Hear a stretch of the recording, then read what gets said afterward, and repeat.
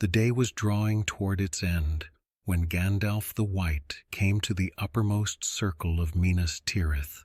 He had walked the 7 levels in silence, his white robes gathering the fine dust of the stone, his staff clicking softly against the worn flags that had borne the tread of kings and soldiers for more years than most men could count. The city rose about him like a great ship of stone, tier upon tier, proud and high beneath the cold spring sky. Its banners flew from every tower, white and silver, snapping in the wind that came down from the mountains. Its gates were barred and guarded, its walls were manned. To any who looked upon it, Minas Tirith stood unshaken. But Gandalf was not any man, and he did not trust what the eye alone could see. He had felt it first at dawn, a tremor so faint that another might have mistaken it for weariness, or the weight of coming war pressing upon the mind. But Gandalf had walked Middle-earth for longer than the memory of any living man, and his senses reached deeper than sight or sound. The great fortress of Gondor stood proud, yes, but somewhere within the stone, within the ancient wards laid down by kings and wizards long dead, something had shifted, not broken, no, nothing so crude as that. It was as if a single note in a vast and intricate song had been sung a half-breath too late, and the harmony, though still holding, had faltered. He came at last to the wall above the great gate, and stood beneath the soaring height of the Tower of Ecthelion, where the white stone gleamed even in the fading light. Below him the Pelennor field spread wide and gray, empty save for the distant watchfires of the outposts and the long shadow of the mountains to the east. The wind came cold and steady, carrying with it no comfort, only the taste of ash and iron from far away. Gandalf closed his eyes and let his mind reach out, not with force, but with the patience of one who has listened to the world for uncounted years. He felt the pulse of the city, the heartbeat of men at their posts, the murmur of voices in the barracks and the guardhouses, the quiet terror that gathered like frost in the hearts of those who had seen the darkness growing day by day. And beneath it all, faint as the whisper of water through deep stone, he felt the wards, woven long ago by craft and courage and the unbroken will of the wise, holding still but strained. And somewhere, in some small and hidden place, one thread had been pulled. He opened his eyes. The wind tugged at his robes and his long white hair, and for a moment he stood motionless, a figure carved from light and stone. Then he turned. A young captain of the guard stood a few paces away, his face pale and drawn. He had been watching Gandalf in silence, unsure whether to speak or withdraw.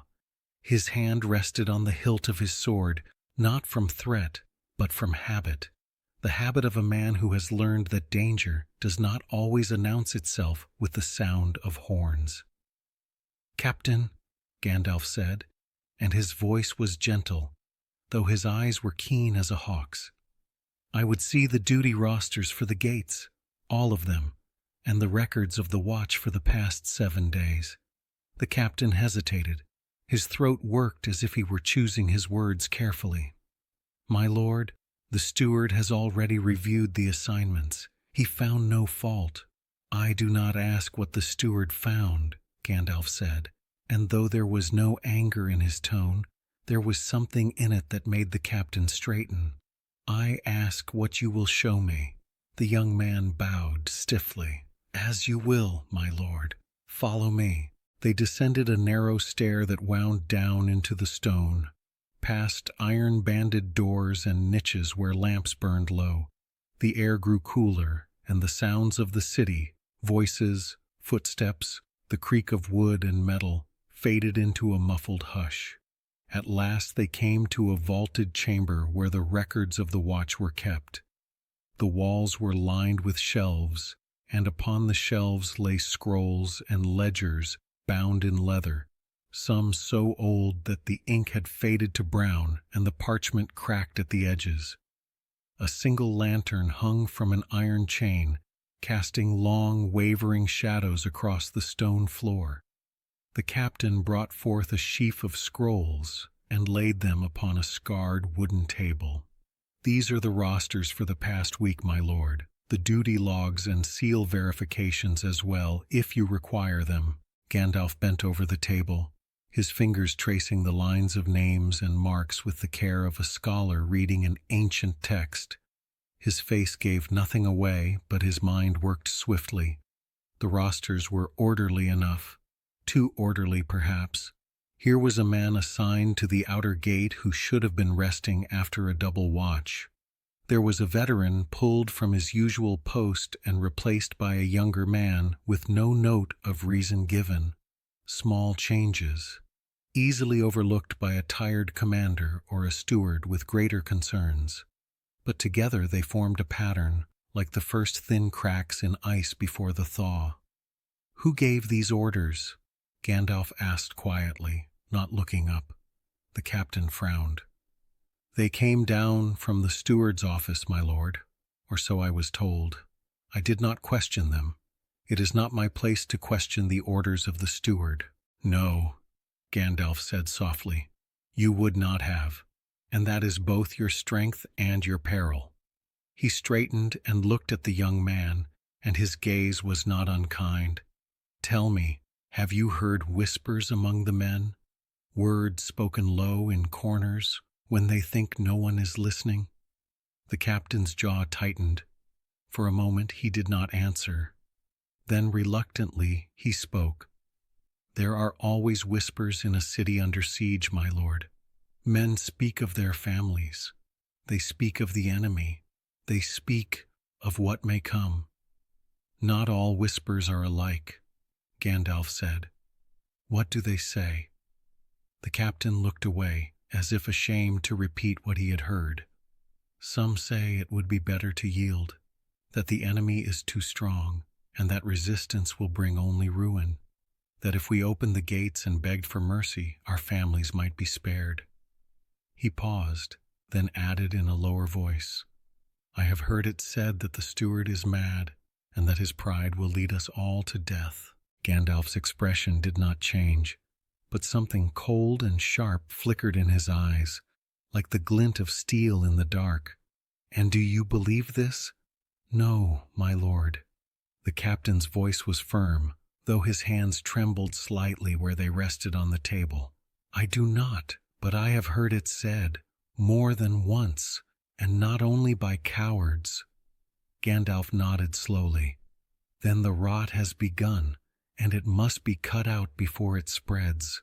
He turned away from the table and walked to the narrow window that overlooked the lower circles of the city. Night was falling now, and lamps were being lit in the houses below, small points of gold against the gray stone. Somewhere a child was crying. Somewhere a man was sharpening a sword. Somewhere a woman was singing, her voice faint and sweet, as if she believed that beauty could still hold back the dark. The world went on, unknowing, but Gandalf knew. He had fought such enemies before, enemies that did not come with banners and trumpets, that did not announce themselves with the thunder of drums or the roar of fire. They crept in silence, wearing the faces of doubt and fear and weariness. They spoke with soft voices and reasonable words. They promised safety where there was none, and mercy where there would be only chains. And once they took root in the hearts of men, they were not easily torn out. "Captain," he said at last without turning from the window, "I will need a guide, someone who knows the inner workings of this city, the keys, the seals, the old passages that are no longer marked on any map, someone quiet and trustworthy, someone who will not speak of what he sees." The captain considered this. "There is a man, my lord, a junior keeper of keys in the steward's household. His name is Haldan. He is young, and some say too careful. He frets over every seal and every lock as if the fate of the world hung upon them. But he knows the records better than any man alive, and he does not gossip. Good, Gandalf said. Send for him. Tell him to bring the Book of Keys and any records of seals issued in the past fortnight, and tell no one else. The captain bowed and left, his footsteps echoing down the stone corridor. Gandalf stood alone in the dim chamber, his staff resting lightly in his hand. Outside, the wind rose, and the banners snapped and hissed against the towers like the voices of restless ghosts. He thought of the wards and of the flaw he had felt within them. He thought of the whispers that spread like poison through the ranks of weary men. He thought of the great war that was coming, armies and fire and the breaking of the world, and he knew that all of it might come to nothing if the city fell not to the enemy's strength, but to its own despair. Somewhere in the great city of Minas Tirith, a door had been left unlocked. Somewhere a seal had been forged or stolen or broken. Somewhere a word had been whispered that should never have been spoken. And Gandalf the White, returned from death and darkness and the deep places of the world, stood in the gathering night and prepared to hunt it down. For he knew this: the war that was coming would not be won only on the fields before the gate. It would be won or lost in the shadows within. Morning brought a hard, gray light and a path that descended sharply from the pass. The elves were weary, their mental exertions of the night having drained them as much as physical labor, but they were alive. The circle of light had held, but the descent proved more treacherous than the climb. The path wound down into a deep gorge, at the bottom of which roared a river that had not frozen. It was a torrent of black water, churning with chunks of ice, cutting through the rock like a saw.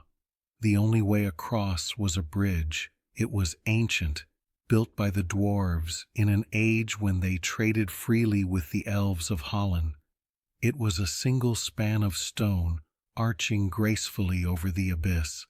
But time and neglect had not been kind. The stone rails had crumbled away, and the surface of the bridge was slick with black ice, smooth as glass. And standing in the middle of the bridge was a thing. It was not a creature of flesh. It was a construct of ice and old bones, vaguely humanoid but twice the height of an elf. It had no face, only a smooth surface of obsidian where a head should be. It held a massive club made of a frozen tree trunk. "A bridge warden," Thalandor hissed. "I have not seen one since the fall of Khazad-dûm. It is a guardian spell gone wrong, bound to the stone." "It will not let us pass," Lindir said, drawing his sword. "We must fight it." "No," Gandalf said sharply, putting a hand on Lindir's arm. "Look at the bridge. It is old. It is brittle. If you fight that thing, the impacts will shatter the arch. We will all fall into the river." "Then what do we do?" Arain asked. "We cannot go back." "We cannot fight it with force," Gandalf said, eyeing the construct. "So we must fight it with the one thing stone cannot understand." "What is that?" "Confusion." Gandalf stepped forward onto the ice-slicked bridge. He moved carefully, his staff tapping the ground to find purchase. The bridge warden turned its faceless head toward him. It raised the massive club. A sound came from it, the grinding of boulders deep underground. "None pass." The voice rumbled. It wasn't spoken. It was vibrated through the stone itself. "Good morning," Gandalf shouted cheerfully, doffing his hat. "Lovely weather for standing on a bridge, isn't it? A bit breezy perhaps, but very scenic." The construct paused. Its programming was simple. Stop intruders. It was prepared for swords, for arrows, for spells. It was not prepared for small talk. "None pass," it repeated uncertainly. Yes, I heard you the first time," Gandalf said, taking another step. "But we aren't none. We are some. If none pass, then logically some might pass. It's a linguistic technicality, really." The bridge warden lowered its club slightly. Its obsidian face seemed to ripple. Intruders. Halt. We aren't intruders, Gandalf argued, pointing back at the shivering elves. We are inspectors. Bridge inspectors, second class. We've received reports that this arch is structurally unsound. We're here to conduct a stress test. Stress test? Precisely. We need to walk across it to ensure it can hold the weight of a standard caravan. If you stop us, you are interfering with official maintenance protocols. You wouldn't want to be responsible for a bridge collapse due to negligence, would you? The paperwork is terrible. The construct was silent. It was an ancient magical automaton, bound by rules of guardianship and maintenance. The concept of official maintenance triggered conflicting directives deep within its core. Guardianship, priority, it ground out. But maintenance is guardianship, Gandalf countered, taking another 2 steps. He was close now, within reach of the club. You can't guard a bridge if there is no bridge, can you? If it falls down, your purpose ceases to exist. Therefore, letting us cross to test it is the only way to fulfill your primary directive. The bridge warden shuddered. Cracks appeared on its icy surface. Logic loops were firing and misfiring. Logic, flaw, detected. Furthermore, Gandalf continued, leaning casually on his staff, though his muscles were coiled tight. Have you considered the toll? Toll? Yes, by Dwarven Law, Section 4, Paragraph 9. Guardians are entitled to a toll from travelers. If you kill us, you get no toll. If you let us pass, we pay. Simple economics. The construct lowered the club completely. The ancient greed of its dwarven creators sparked somewhere in its magical matrix. Pay, it demanded. Certainly. Gandalf reached into his pocket. He pulled out a handful of the pine cones he had gathered days ago in the grove. He held them out. These are rare, enchanted dragon eggs from the green dragon of the north. Invaluable. The elves behind him stiffened. Lindir looked ready to faint. Dragon eggs? The construct leaned down. It had no eyes, but it sensed the objects. Dragon eggs? Small dragons, Gandalf assured it. Very compact, high value. He placed the pine cones in the construct's massive, icy hand. The bridge warden stood there, processing. It held dragon eggs. It was receiving a toll. It was allowing maintenance. Its directives were satisfied? Or were they? While it processed, Gandalf waved his hand frantically behind his back. Move. The elves shuffled forward. They hugged the edge of the bridge, sliding past the massive, brooding construct. They held their breath. They tried to make their hearts beat quietly. Thalandor passed. Araini passed. Phalar passed. One by one, they slipped by the confused golem. Gandalf was the last. He stood right next to the creature, smiling pleasantly. Eggs are wood. The construct rumbled suddenly. It crushed a pine cone. Ah, Gandalf said. Well, wood is very valuable in a treeless pass, isn't it? Deception. The construct roared, raising its club. Destruction! Run! Gandalf shouted. The elves scrambled for the far bank.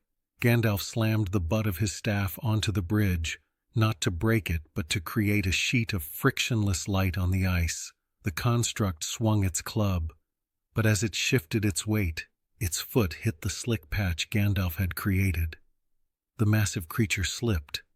It was like watching a mountain fall. The construct flailed, its legs went out from under it, and it crashed heavily onto the stone. The impact shook the bridge violently. Gandalf leaped backward, sliding across the ice like a stone on a frozen pond. He landed on the far bank, just as the construct slid off the edge of the bridge. It fell silently into the gorge. There was a splash, swallowed instantly by the roar of the black river. The bridge groaned, a hairline crack appearing in the center, but it held. Gandalf stood up, brushing snow from his knees. He looked back at the empty bridge. "Maintenance check complete," he muttered. "Structural integrity questionable. Guardian status wet." He turned to the elves who were staring at him with mouths agape. "Dragon eggs," Lindir squeaked. "It was a metaphor," Gandalf said with a sniff. "Pine cones are the eggs of trees if you think about it. Now let's keep moving before that thing learns how to swim." They hurried away from the gorge, leaving the ancient bridge behind. They were colder, tired, and shaken. But as they walked, a strange sound began to ripple through the line. It started with Lindir, then Thalandor, then Erain. Laughter. They were laughing at the absurdity, at the pine cones, at the sheer audacity of confusing a monster with bureaucracy. "Dragon eggs," Thalandor chuckled, shaking his head. "You are a madman, Mithrandir." "I am a wizard," Gandalf corrected, his eyes twinkling. "The difference is mostly in the hat." They walked on, and for the first time in days, the cold didn't seem quite so biting. Laughter, after all, is the warmest fire of all. The bells of the city were tolling the 3rd hour past sunset when Haldan arrived at the gatehouse. He came quickly, as he always did when summoned, but not without care. His satchel was slung across his shoulder, heavy with parchment and the tools of his trade, and the ring of keys at his belt jingled softly with each step. He had been pulled from his work, copying dispatch records by lamplight in a small stone room that smelled of ink and sealing wax, and told only that Gandalf the White required his presence. No reason given, no explanation offered. That alone was enough to set his mind racing. Haldan was not a man of great stature or martial bearing. He was young, perhaps 25 summers, lean and narrow-shouldered, with quick dark eyes that missed little and hands stained faintly with ink. His hair was dark and kept short, practical rather than fashionable, and his clothes were the modest garb of a city clerk, a dark tunic of good but plain cloth, a short cloak against the night chill, and boots that had seen better days. He carried no sword, only a small knife at his belt, useful for cutting string or prying open a stubborn lock, not for fighting men or orcs. He was, in the eyes of most, unremarkable, but he knew things. He knew which keys opened which doors, and which doors had not been opened in a generation. He knew the seals of every officer and official in the 7 circles of the city, and he could tell at a glance if a wax impression had been made by the proper hand or by some clumsy forgery. He knew the schedules of the watch, the rosters of the guard, the names of the men who manned the posterns and the water gates, and the hidden ways that led down into the old stone beneath the towers. He knew because it was his trade, and because he had a mind that did not easily forget, and because, in a city preparing for war, such knowledge could be the difference between order and chaos. When he entered the vaulted chamber where Gandalf waited, he stopped just inside the doorway and bowed, not deeply, for he was no courtier, but respectfully. The wizard stood with his back to him, gazing out through a narrow window at the darkened city below. The lantern light cast long shadows across the stone, and for a moment Haldan had the uncomfortable sense that he had stepped into a tale from the old days, when wizards walked the world and the fate of kingdoms turned on words spoken in secret. "My lord," he said quietly, "you sent for me." Gandalf turned. His face was lined and weary, but his eyes were sharp and clear, and they fixed upon Haldan with an intensity that made the young clerk feel as though he were being read like one of his own ledgers. For a long moment, neither spoke. Then Gandalf nodded, as if satisfied by what he saw. "You are Haldan, the Keeper of Keys."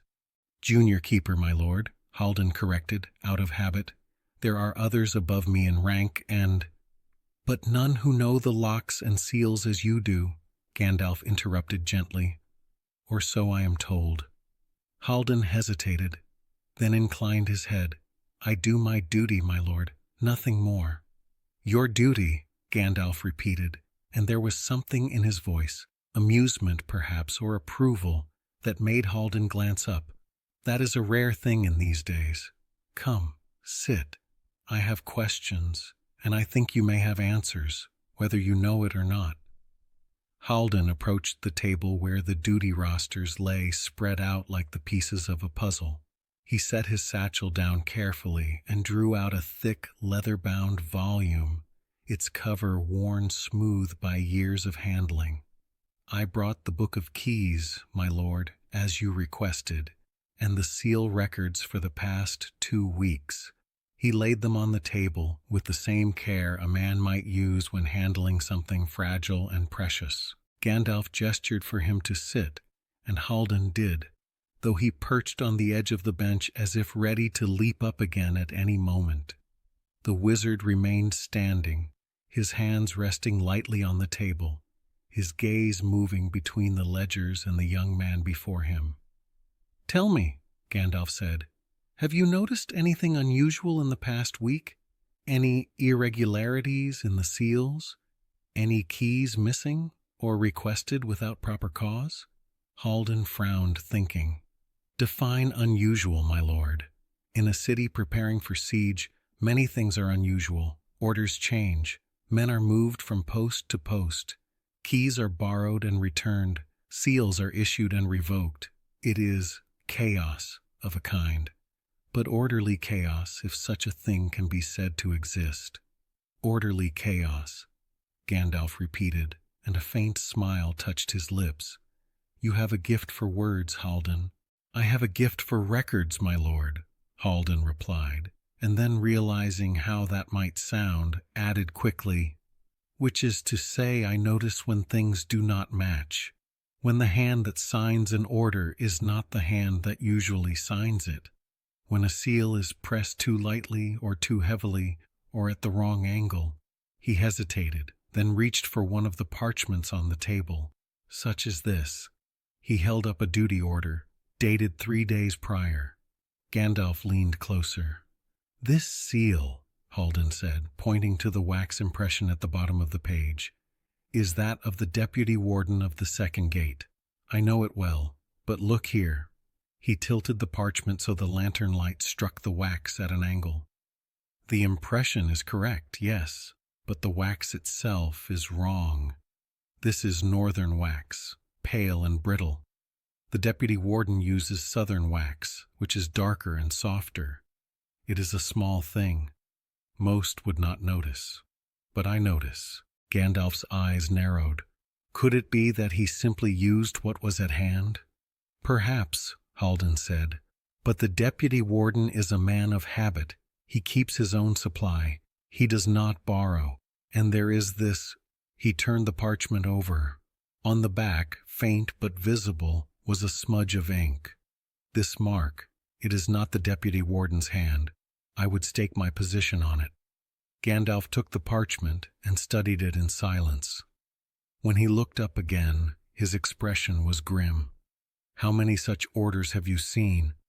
"3, Haldan said. "Perhaps 4, all in the past week, all small adjustments to the watch, nothing that would raise alarm on its own. But together—" He trailed off, uncertain how to finish. "Together they form a pattern," Gandalf said softly, "a pattern designed to be overlooked." Haldan nodded slowly. "My lord, if I may ask, what is happening? Why does this matter?" Gandalf did not answer immediately. He walked to the window again and stood there, his staff in hand, his white robes stirring faintly in the draft that came through the narrow opening.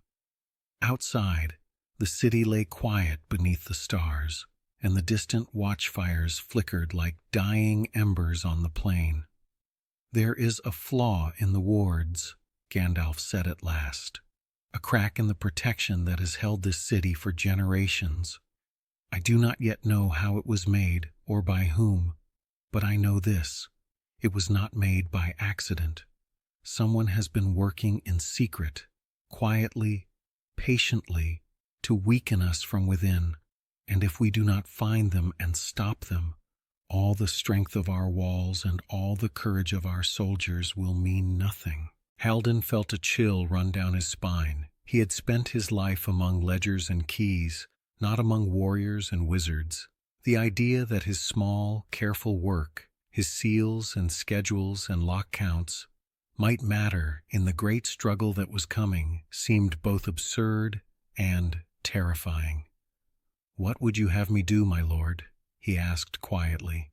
Gandalf turned and looked at him, and for the first time Haldan saw not weariness in the wizard's face, but something else, determination and a fierce, unyielding will. "I would have you do what you do best," Gandalf said. "Notice, remember, and help me find the thread that does not belong." Haldan swallowed and nodded. "Then I am yours to command, my lord." "Good," Gandalf said. He moved back to the table and laid his hand upon the Book of Keys. "Then let us begin.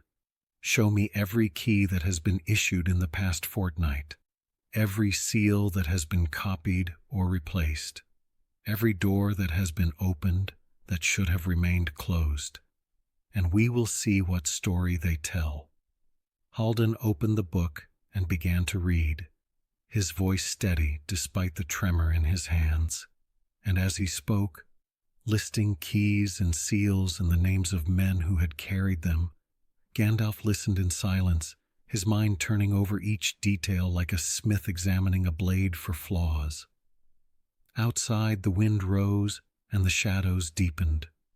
And somewhere in the great stone city, a door that should have been locked stood ajar. The morning came gray and cold. Haldan had worked through most of the night, cross-referencing seal records and key logs by the light of a guttering candle, while Gandalf stood or sat in silence, occasionally asking a quiet question. By the time the bells tolled the dawn hour, they had assembled a picture, incomplete, troubling, but undeniable. There were gaps in the records, small ones, keys signed out and never returned, seals issued to men whose names did not appear on the current duty rolls, orders that had no clear source, and at the heart of it, like a shadow behind a veil, was the influence of the steward's office. Gandalf had said little when Haldan pointed this out, but his face had grown still, and Haldan had learned enough in one night to recognize that stillness as dangerous. Now, as the pale sun struggled to break through the clouds above the city, Gandalf stood before the great doors of the Tower of Ecthelion. Haldan stood a few paces behind him, clutching his satchel and trying not to look as nervous as he felt.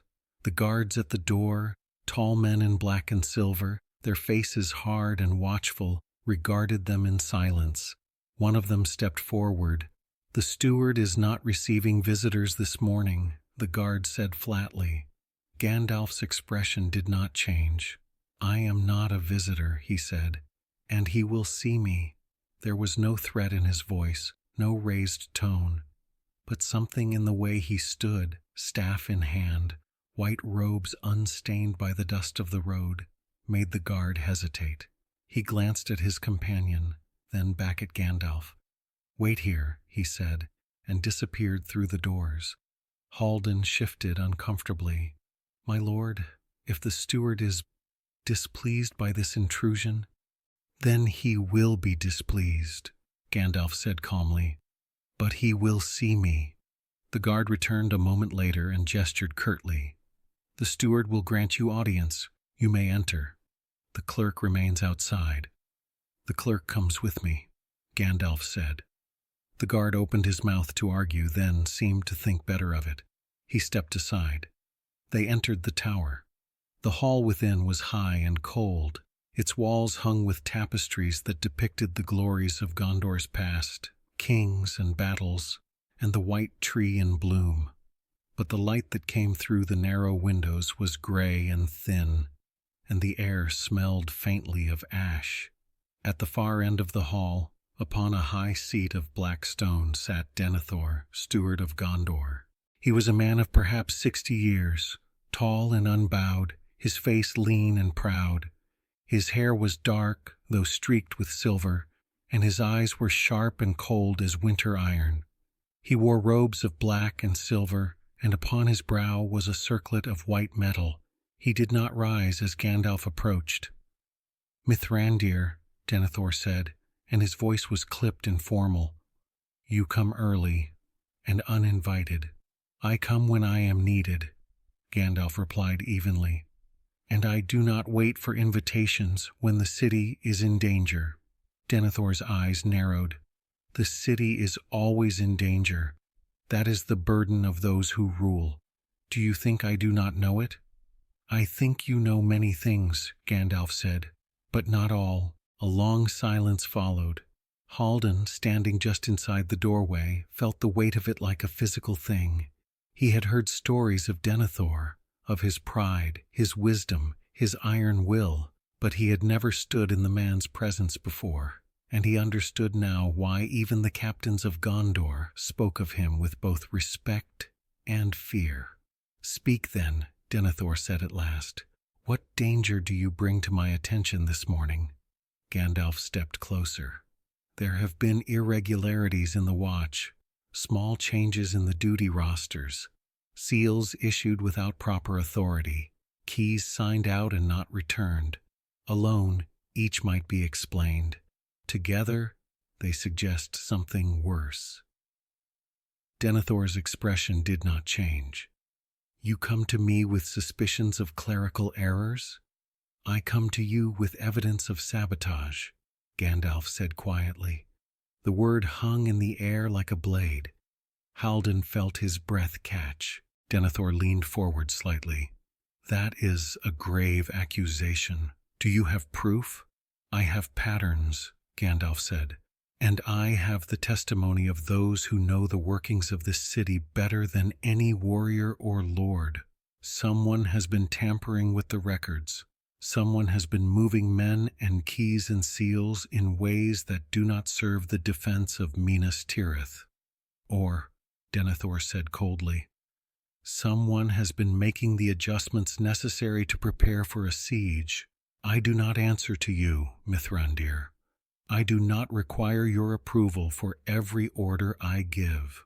"I am not asking for your approval," Gandalf said. "I am asking for your cooperation." Denethor rose from his seat. He was taller than Gandalf, and for a moment he seemed to loom over the wizard like a shadow. "You ask for my cooperation, yet you question my authority.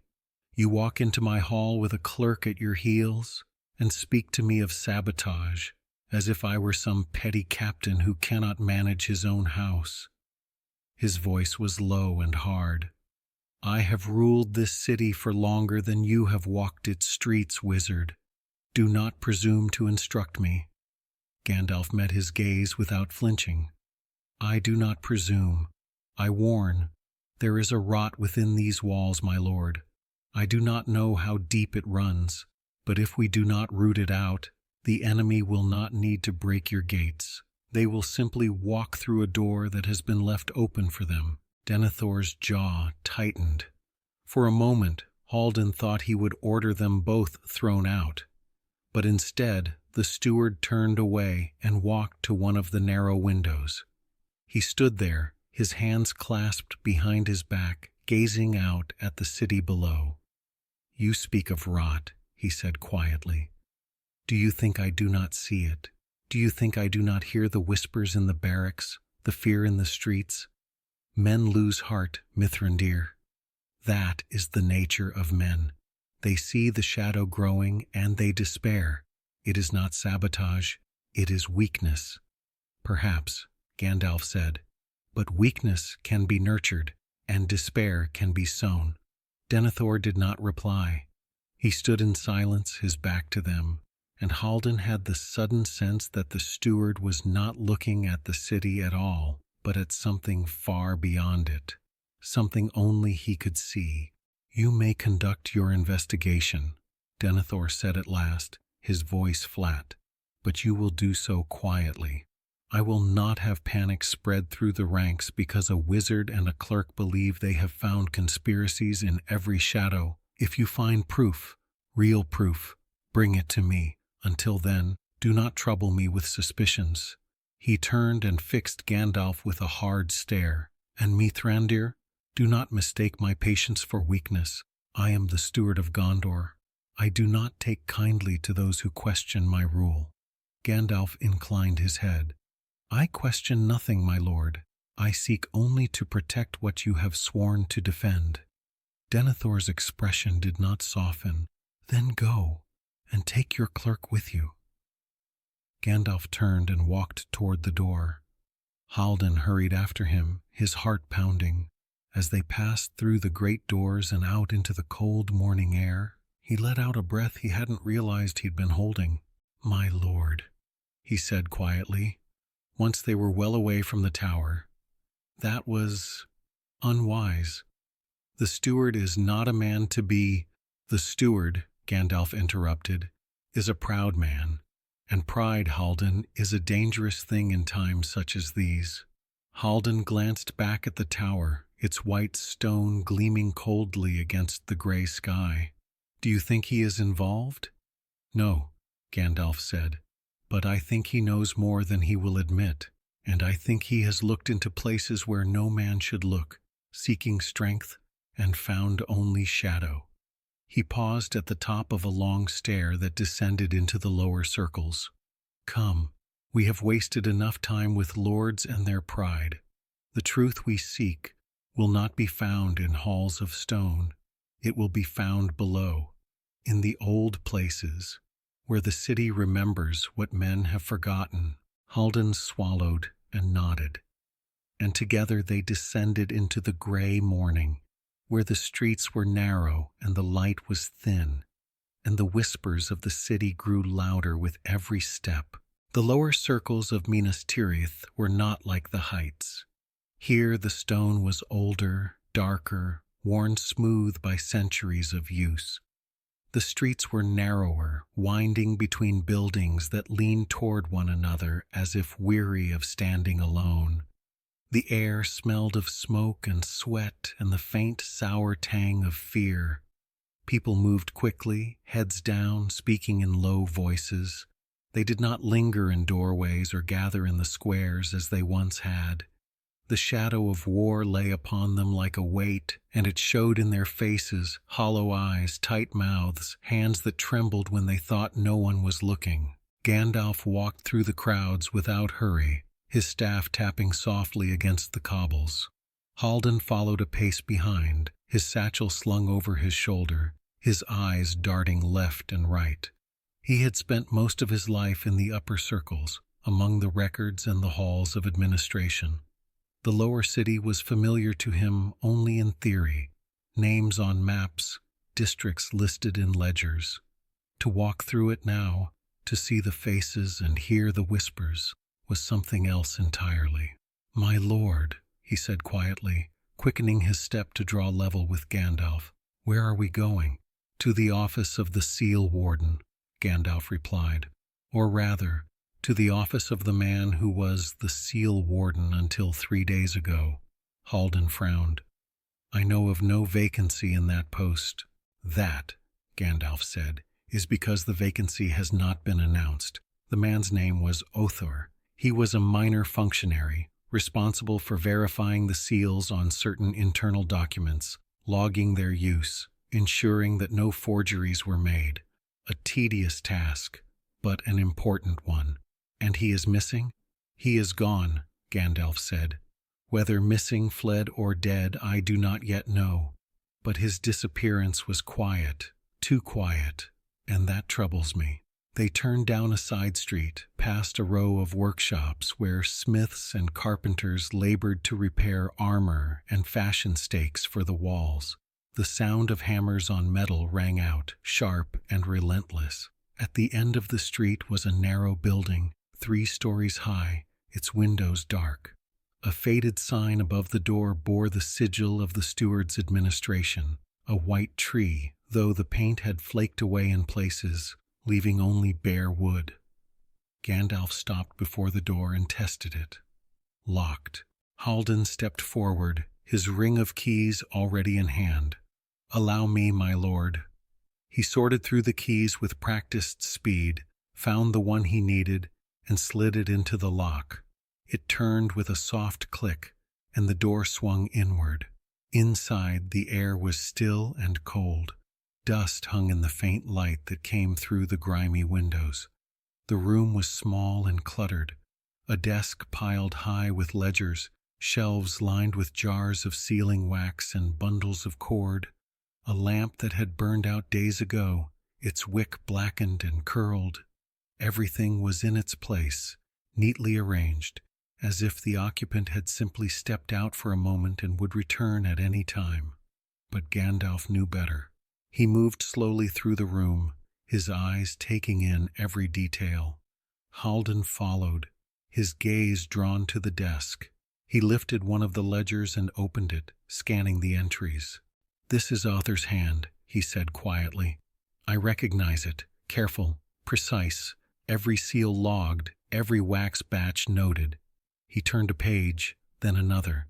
"The last entry is dated 4 days ago, nothing after." Gandalf stood by the window, gazing down at the street below. And yet the room is undisturbed. No sign of struggle, no blood, no overturned furniture. If someone took him, they did so without resistance, or he went willingly. Haldan set the ledger down and moved to the shelves. He ran his fingers along the jars of wax, checking the labels. Most of these are accounted for, but... He paused, frowning. He pulled one jar forward and held it up to the light. It was nearly empty. "This one is wrong." "Wrong how?" Gandalf asked, turning. "This is northern wax," Haldan said. "The same type I found on that forged order. Othar would not have used this. He kept his own supply, southern wax, which he ordered from a particular merchant in the Fourth Circle. He was particular about it. He complained once that northern wax was too brittle, that it cracked if pressed too hard. He set the jar down carefully. Someone else brought this here, and used it." Gandalf crossed the room and took the jar, examining it closely. "Then Othar did not leave of his own accord, or if he did, it was not by choice." He set the jar back on the shelf. "Is there anything else? Any records that might tell us who came here, or what was taken?" Haldan moved back to the desk and began sorting through the papers. Most were routine. Logs of seals issued, requests for wax, notes on which officials had borrowed which stamps. But near the bottom of one pile, he found something that made him stop. A single sheet of parchment, torn cleanly from a ledger. The edges were smooth, not ragged, cut with a knife, or pulled free by someone who knew how to do it without leaving torn scraps behind. On the sheet were listed a series of seal numbers, dates, and names. Most of the names Haldan recognized: captains, officers, administrators. But 3 of the names had been crossed out. The ink smudged as if someone had tried to erase them and then thought better of it. "My lord," Haldan said, holding up the page, "look at this." Gandalf took the parchment and studied it in silence. His face grew still. "These names," he said quietly. "Do you know them?" Haldan nodded slowly. 2 of them, yes. Minor watchmen, men stationed at the posterns, small gates, rarely used. The 3rd I do not recognize. "Find out who he is," Gandalf said, "and find out where these men are now. Quietly. Do not raise alarm." "Yes, my lord." Haldan folded the parchment carefully and slipped it into his satchel. "But what of Othar? Should we not search for him?" Gandalf was silent for a moment, his gaze distant. "I do not think we will find him," he said at last. "Not alive, but we may find what he was made to do before he was taken, or silenced." Haldan felt a chill run through him. "You think he was killed?"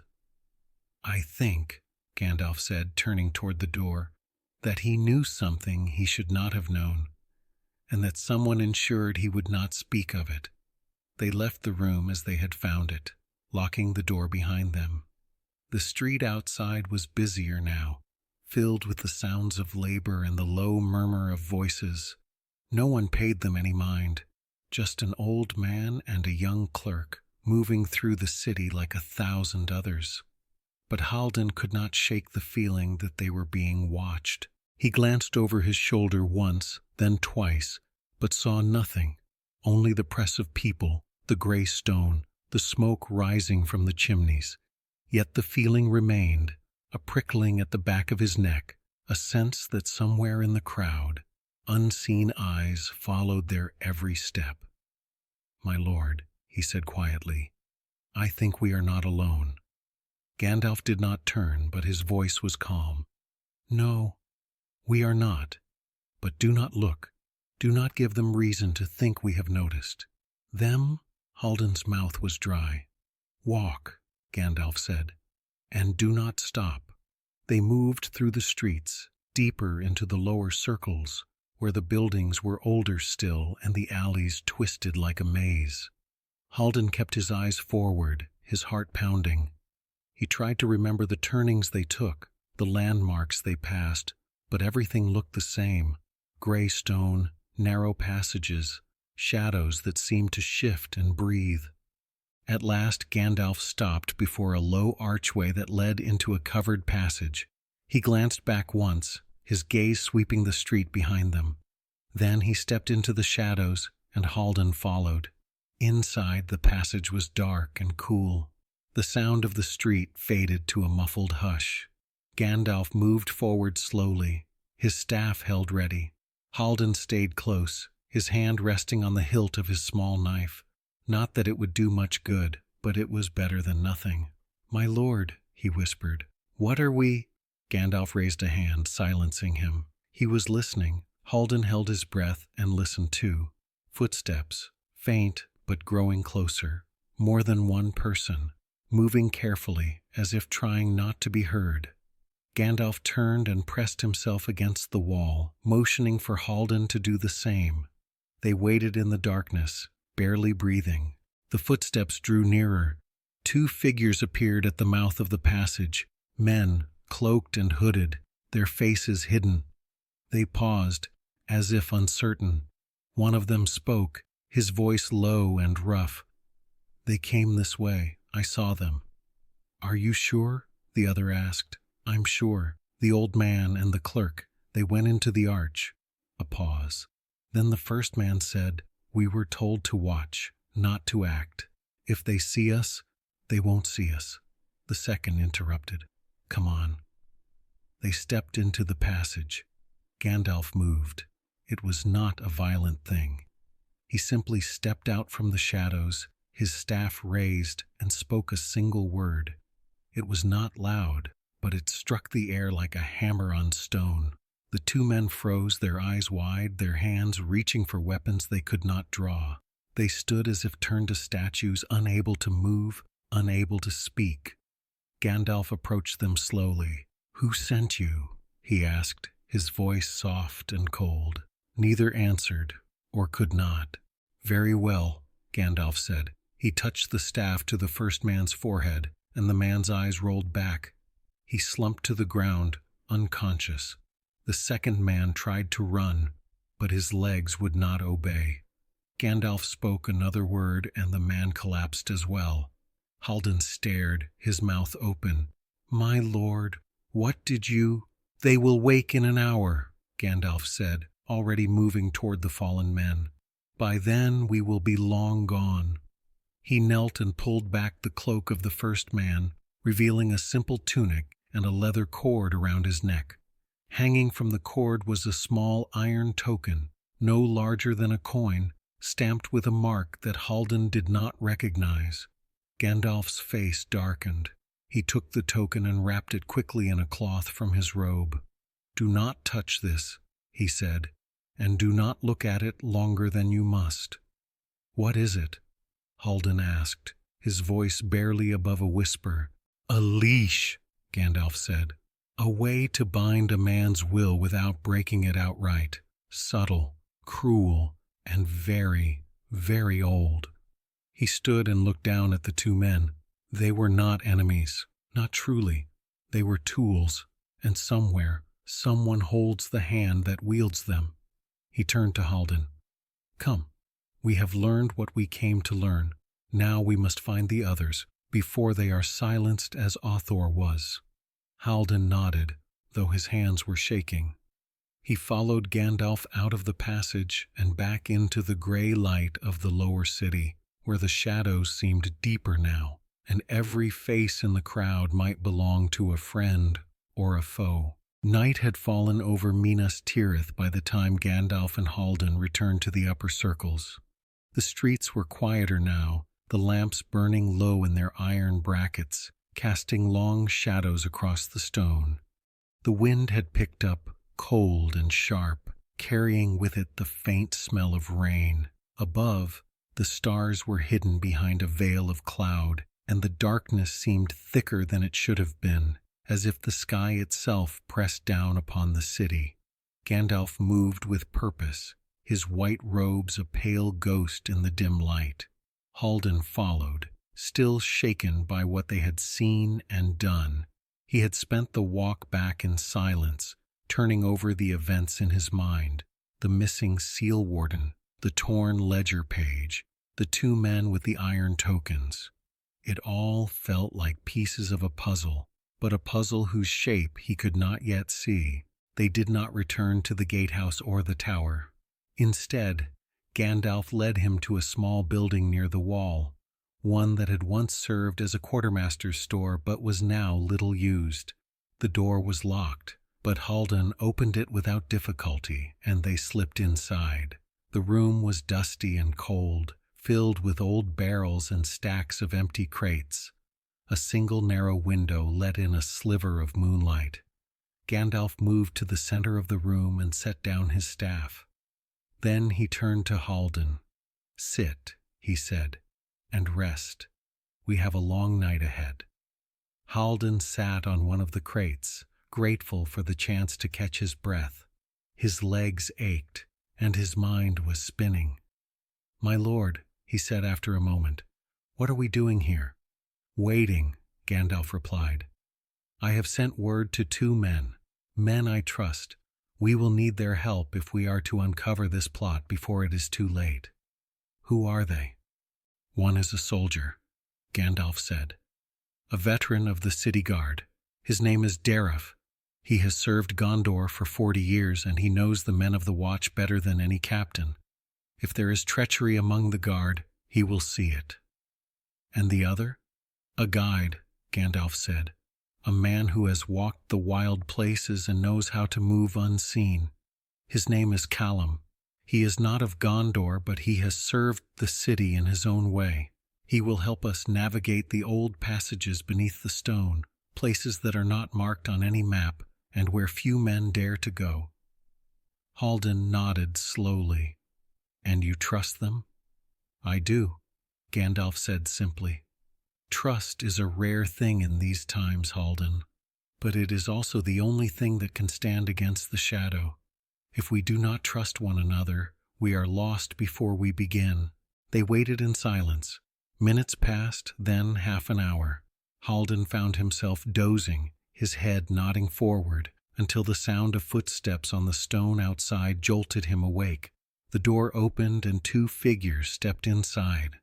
The first was an older man, broad-shouldered and weathered, with short gray hair and a stubbled jaw. He wore the dark gambeson and cloak of the city guard, though his gear was worn and patched in places. His eyes were sharp and watchful, and he moved with the careful grace of a man who had spent a lifetime in danger. This was Tirith. The second was younger, leaner, with a quiet face and dark, unreadable eyes. He wore a travel-stained cloak and carried a short bow and a quiver slung over his shoulder. His movements were silent, like a shadow passing over stone. This was Callum. Tirith glanced at Gandalf, then at Haldan, and grunted. "So, the wizard calls and we come running. What's this about, Mithrandir?"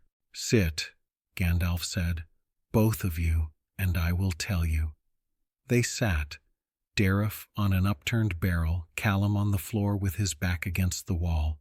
Haldan remained where he was, feeling suddenly out of place among these men who looked like they had walked through fire and come out the other side. Gandalf spoke quietly, but his words were clear and precise.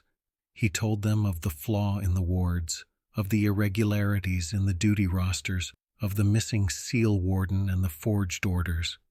He told them of the two men with the iron tokens, and of the whispers that had begun to spread through the lower circles, whispers of surrender, of mercy, of opening the gates. When he finished, there was a long silence. Tirith was the first to speak. "You're saying someone's working to open the city from the inside?" "Yes," Gandalf said. "Who?" "I do not yet know," Gandalf admitted. "But I know the pattern. Small changes, quiet moves, men placed where they should not be, and men removed who should have stayed. It is the work of someone patient, someone who understands how the city functions, and someone who has access to the Steward seals." Callum leaned forward slightly. "And the tokens?" "They are tools of coercion," Gandalf said. "Not outright control, nothing so crude, but they wear down the will. They make doubt seem reasonable. They make surrender seem wise, and once a man has carried one long enough, he will do what he is told without even knowing why." Tirith cursed under his breath. "That's ugly work. The kind the enemy likes." "Yes," Gandalf said. "But the enemy does not need to send his armies into every city. Sometimes a few words, a few tokens, a few frightened men are enough." Haldan cleared his throat. "My lord, if I may, what do you need us to do?"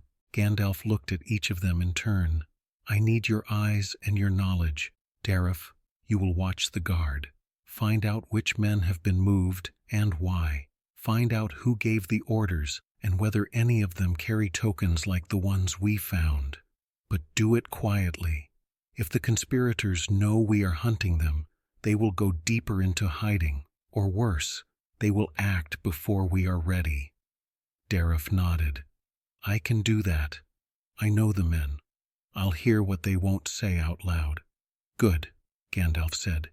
He turned to Callum. "And you, I need you to map the old ways beneath the city, the passages that are no longer used, the tunnels that have been sealed or forgotten. If there is a hidden entrance, a postern that does not appear in the records, you will find it." Callum's expression did not change, but he inclined his head. "I've walked darker places than this. I'll find what's there to find." Gandalf turned finally to Haldan. "And you, Haldan, will continue to do what you do best. You will track the seals and the keys. You will notice what others overlook. You will be my eyes in the records, and my voice when we need to know who opened which door and when." Haldan swallowed. "I will do my best, my lord." "I know you will," Gandalf said. And there was something in his voice, not pity but a quiet confidence, that steadied Haldan more than any words of comfort could have. Tirith stood and stretched, his joints popping. "One thing, Mithrandir, if we're going to do this, if we're going to Huntley." "Fair enough." Callum rose to his feet, silent as smoke. "When do we start?" "Now," Gandalf said. "We have wasted too much time already. The enemy is patient, but he is not idle, and neither can we be." He picked up his staff and moved toward the door. The others followed. Haldan, bringing up the rear, felt a strange mixture of fear and determination settling over him. He had spent his life among books and keys, safe in the quiet corners of the city. But that safety was an illusion now. The war had already begun, not out on the fields, but here, in the shadows and the silence. As they stepped out into the cold night air, Gandalf turned to them one last time. "Trust no one outside this circle," he said. "Speak to no one of what we do. The enemy has eyes everywhere, and words carry farther than you think." "Understood," Tirith said. Callum simply nodded. Haldan clutched his satchel and said nothing, but he understood. They were alone now, 4 men against a hidden enemy in a city on the edge of darkness. And somewhere, in the deep places beneath the stone, a door was waiting to be opened. The night deepened, and with it came a cold that seemed to seep up from the very bones of the city. Gandalf led them down, always down, through winding stairs and narrow passages that grew older and darker with every step. The stone here was not the clean white marble of the upper circles, but ancient gray rock, worn smooth by the passage of countless feet over countless years. The air smelled of damp and dust, and something older still, something that spoke of deep places and forgotten things. Haldan had never been this far into the lower reaches of Minas Tirith. He knew they existed, of course. He had seen them marked on old plans and mentioned in histories, but to walk through them was another matter entirely. The walls pressed close on either side, and the lamplight they carried seemed small and fragile against the weight of the dark. Tirith walked ahead with Gandalf, his hand resting on the hilt of his sword. Callum moved at the rear, silent as a shadow, his eyes constantly scanning the walls and the turnings behind them. Haldan found himself in the middle, clutching his satchel and trying not to think about how far they had come, or how easily they might lose their way. "My lord," he said quietly, his voice barely above a whisper. "Where exactly are we going?" "To the old storerooms beneath the second circle," Gandalf replied. "Places that were used in the days when the city was larger and its people more numerous. Most of them have been sealed or abandoned, but some remain accessible, and it is those we must search." "Why?" Haldan asked. "What are we looking for?" "Signs," Gandalf said. "Marks. Evidence that someone has been here recently, and for purposes that were not recorded in any ledger." They descended another flight of stairs, these ones narrow and uneven, and came at last to a long corridor.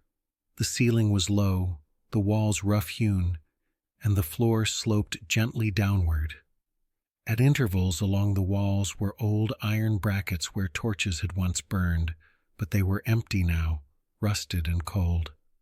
Callum moved forward, crouching low, his eyes on the ground. After a moment he raised a hand, signaling them to stop. Gandalf stepped forward and knelt beside him. "What is it?" Gandalf asked. Callum pointed. There, faint but visible in the dust, were footprints. Not many, perhaps 3 or 4 sets, but recent. The dust had been disturbed and the marks were clear enough to follow. "Someone's been here," Callum said quietly. "Within the past few days." Gandalf nodded. "Follow them, but carefully. Do not disturb anything unless you must." They moved forward in single file, following the trail of footprints. The corridor branched once, then twice, and each time Callum paused to read the signs before choosing a path. Haldan marveled at the man's skill. He could see nothing in the dim light but stone and shadow, yet Callum moved with the certainty of one who could read the earth itself. At last, they came to a place where the corridor widened into a small chamber. The ceiling here was higher, supported by thick pillars of stone. The walls were lined with old shelves, most of them empty, though a few still held rotting crates and bundles wrapped in oilcloth. The air was thick and still, and the silence felt oppressive, as if the room itself were holding its breath. Tirith raised his lamp and swept it slowly across the walls. "Nothing here," he muttered. "Just old junk." "Look closer," Gandalf said. Haldan moved to one of the walls and peered at it. At first he saw nothing, just the rough surface of the stone, stained with age and damp. But then, as his eyes adjusted, he noticed something. Faint marks, scratched into the stone with chalk or something similar.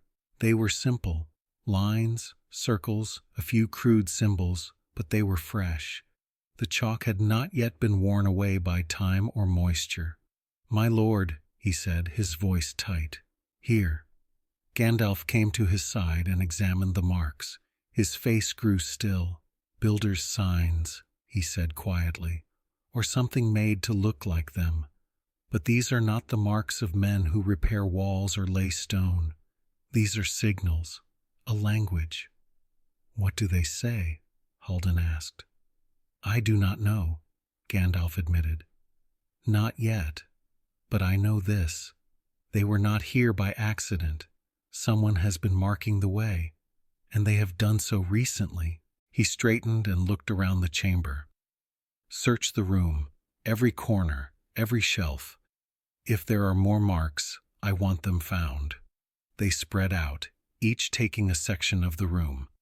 Haldan moved along the far wall, running his fingers over the stone, feeling for anything out of place. The shelves here were mostly empty, but on one he found a bundle wrapped in cloth. He lifted it carefully and set it on the floor, then unwrapped it.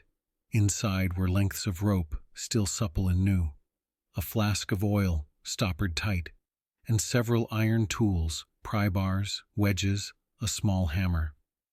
"My lord," Haldan called softly, "look at this."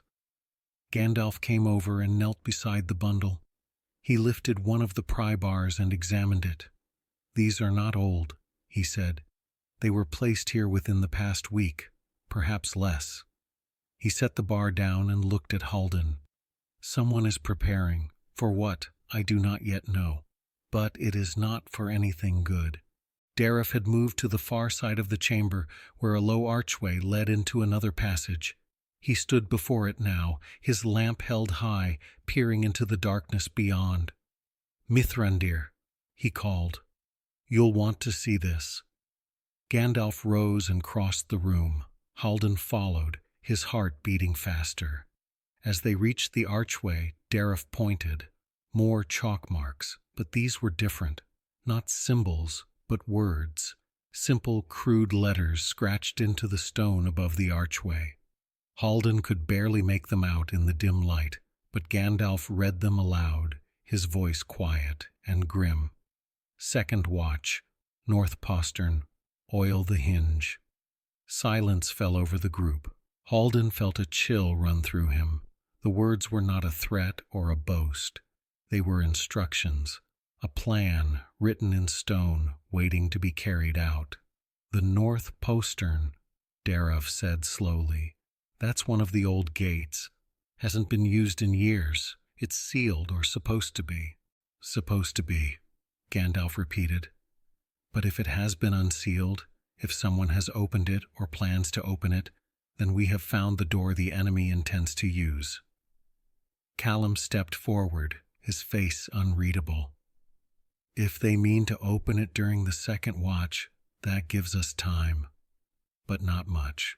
The second watch begins in less than 4 hours." Gandalf turned to face them all. "Then we move now. Tirith, you will return to the upper circles and find out who is assigned to the North Postern tonight. Do not confront them. Do not alert them.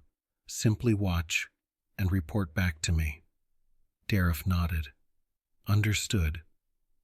"Callum," Gandalf continued, "you will take Haldan and scout the approaches to the postern. Find the quickest route and see if there are other ways in or out. If the conspirators have prepared an escape, I want to know where it leads." "And you, my lord?" Callum asked. "I will go ahead," Gandalf said. "There is something here I must understand before we act. A presence, a weight upon the air. It is faint, but it is there, and it troubles me." Haldan swallowed. "My lord, is it the enemy? His power?" "Perhaps," Gandalf said, "or perhaps something smaller, but no less dangerous. A token, a word, a binding laid upon this place to cloud the minds of those who come here. I must find it and break it before it can do more harm." He turned to Tirith. "Go, and be swift. We have little time and less margin for error." Tirith gave a sharp nod and disappeared back the way they had come, his footsteps fading quickly into the silence. Callum gestured to Haldan. "Come, stay close and keep that lamp low. We don't want to announce ourselves." Haldan followed, his legs feeling weak beneath him. They moved through the archway and into the passage beyond. It was narrower here, the ceiling so low that even Haldan had to stoop. The walls were slick with moisture, and the air was cold enough that he could see his breath.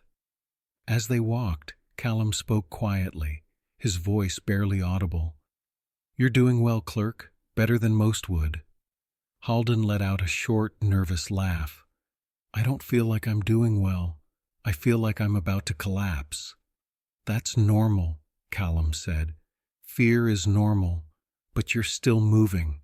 That's what matters." "I'm not a soldier," Haldan said. "I'm not a scout. I don't know why Gandalf brought me along.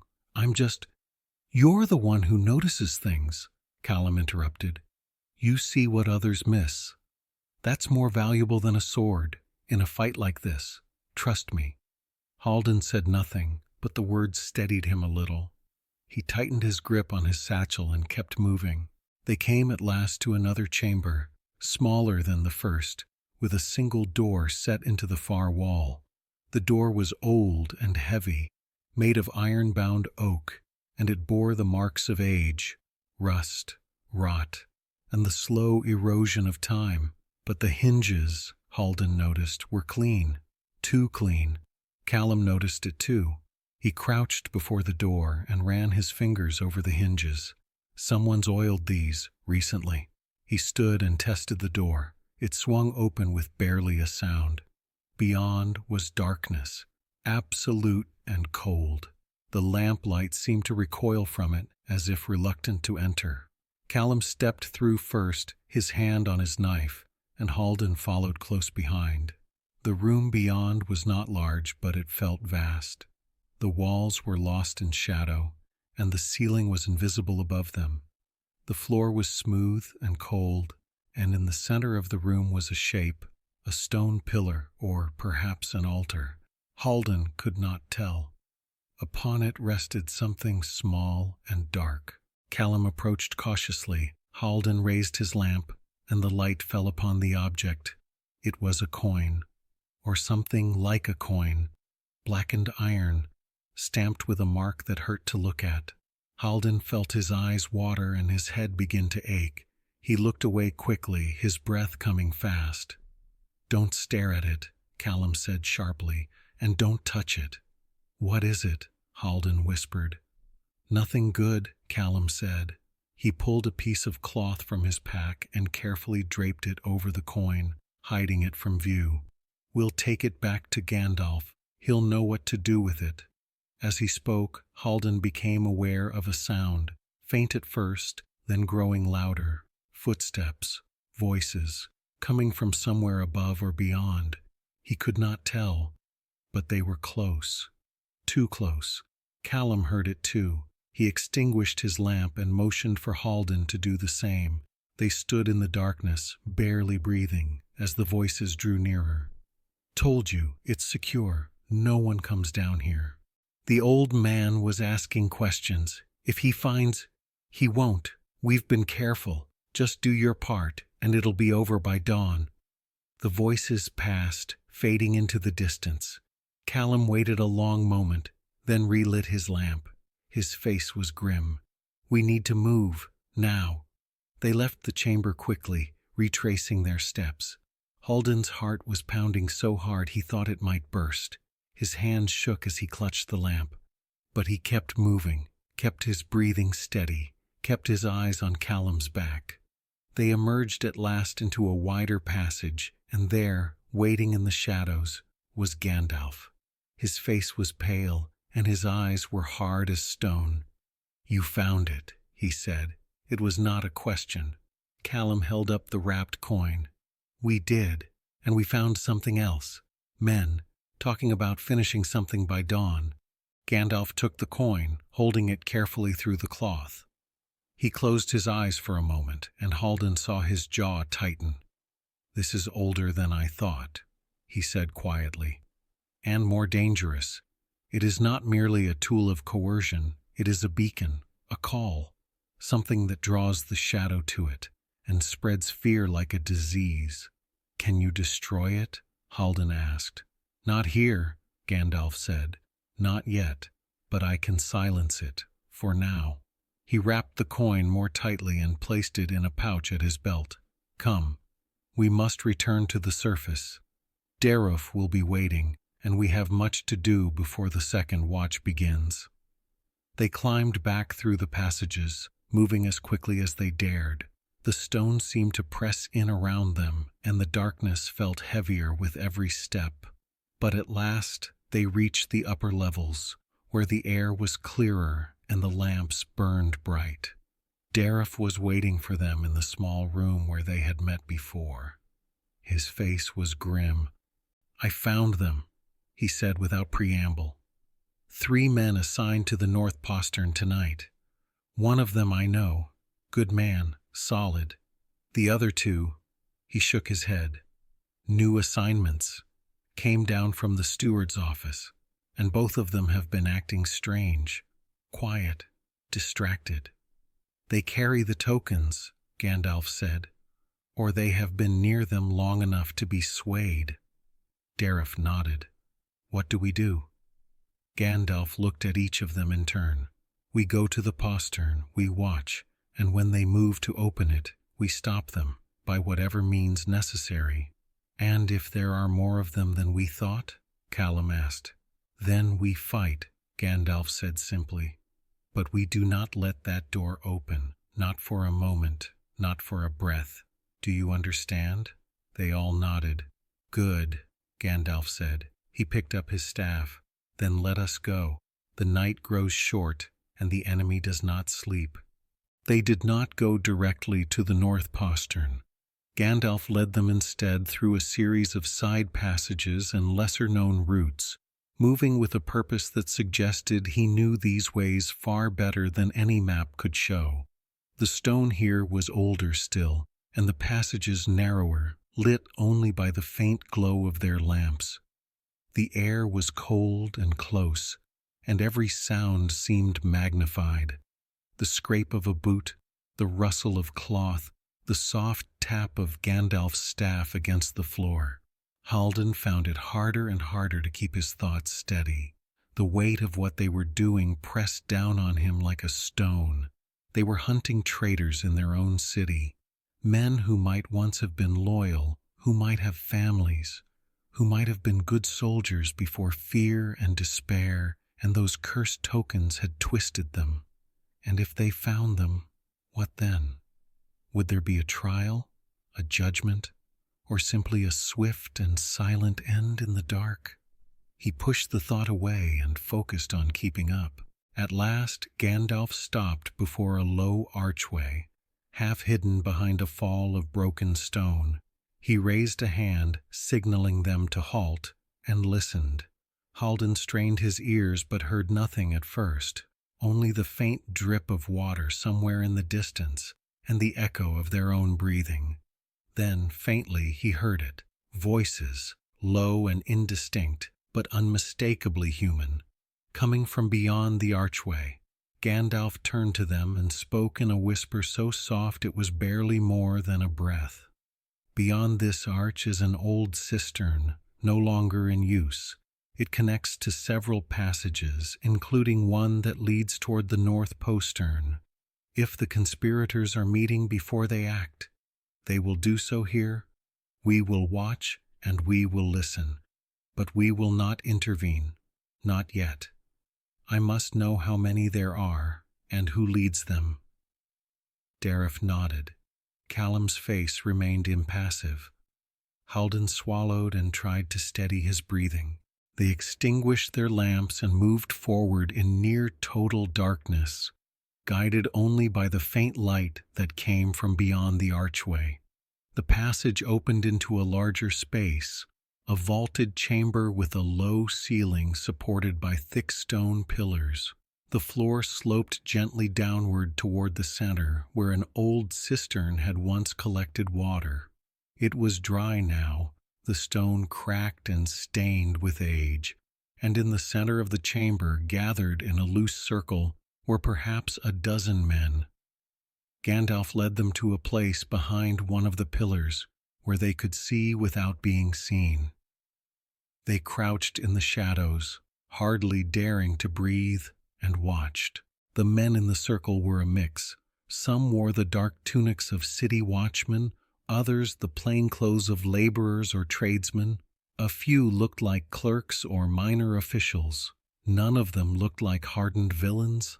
They looked tired, afraid, uncertain, like men who had been pushed to the edge of something they did not fully understand. At the center of the circle stood a figure in a dark cloak, his hood pulled low over his face. He was speaking, his voice soft and measured, almost gentle. Haldan strained to hear. "No shame in it," the man was saying.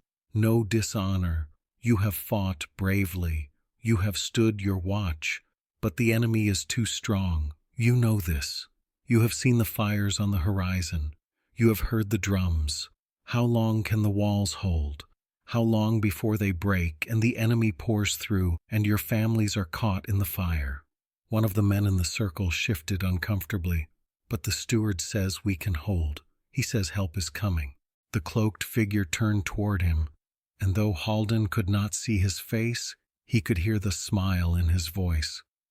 "The steward says many things, but the steward is old and proud, and he does not see what we see.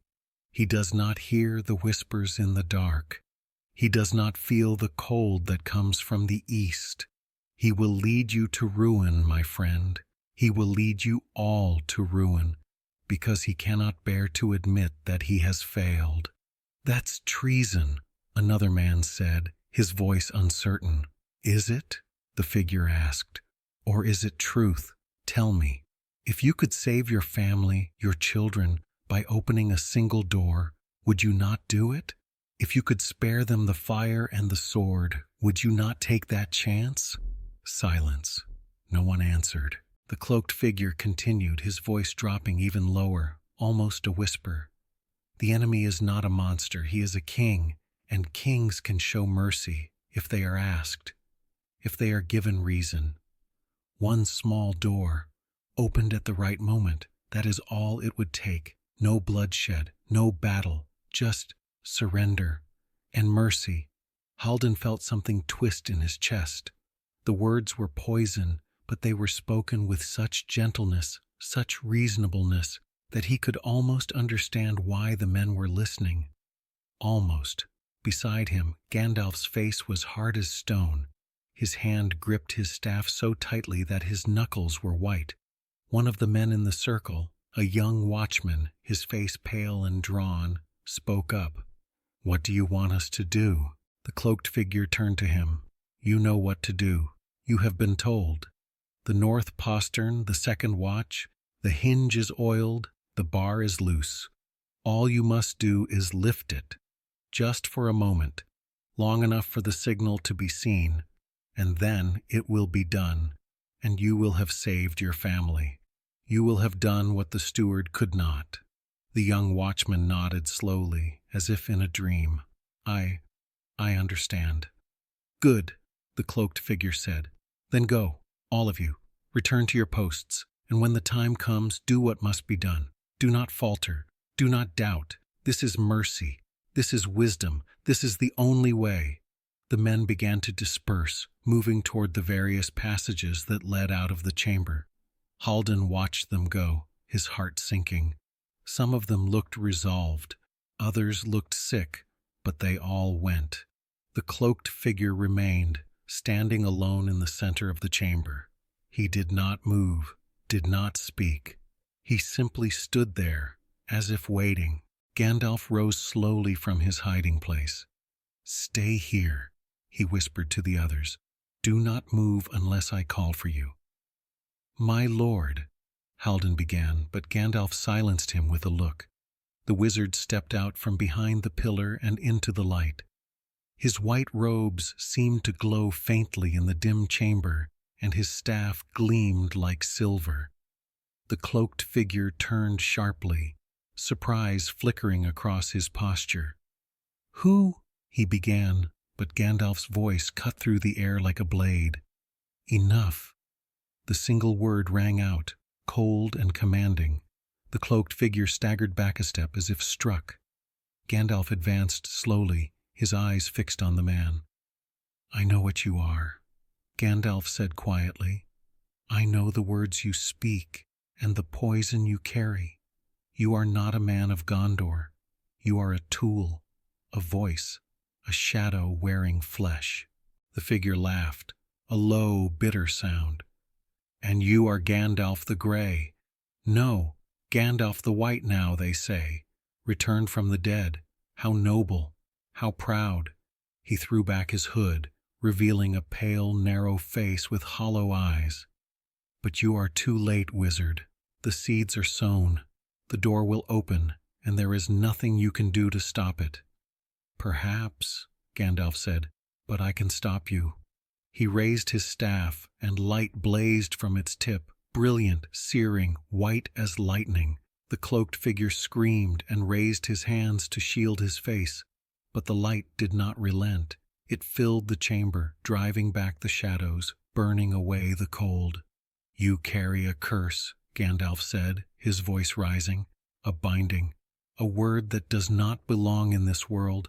I name it, I break it, and I cast it out." He struck the ground with his staff, and the sound was like thunder. The cloaked figure collapsed to his knees, gasping. Something dark and formless seemed to rise from him, a shadow, a mist, and then it was gone, torn apart by the light. The man slumped forward, unconscious or dead. Haldan could not tell. Gandalf stood over him for a moment, breathing hard. Then he turned and gestured sharply. "Dareth, Callum, bind him.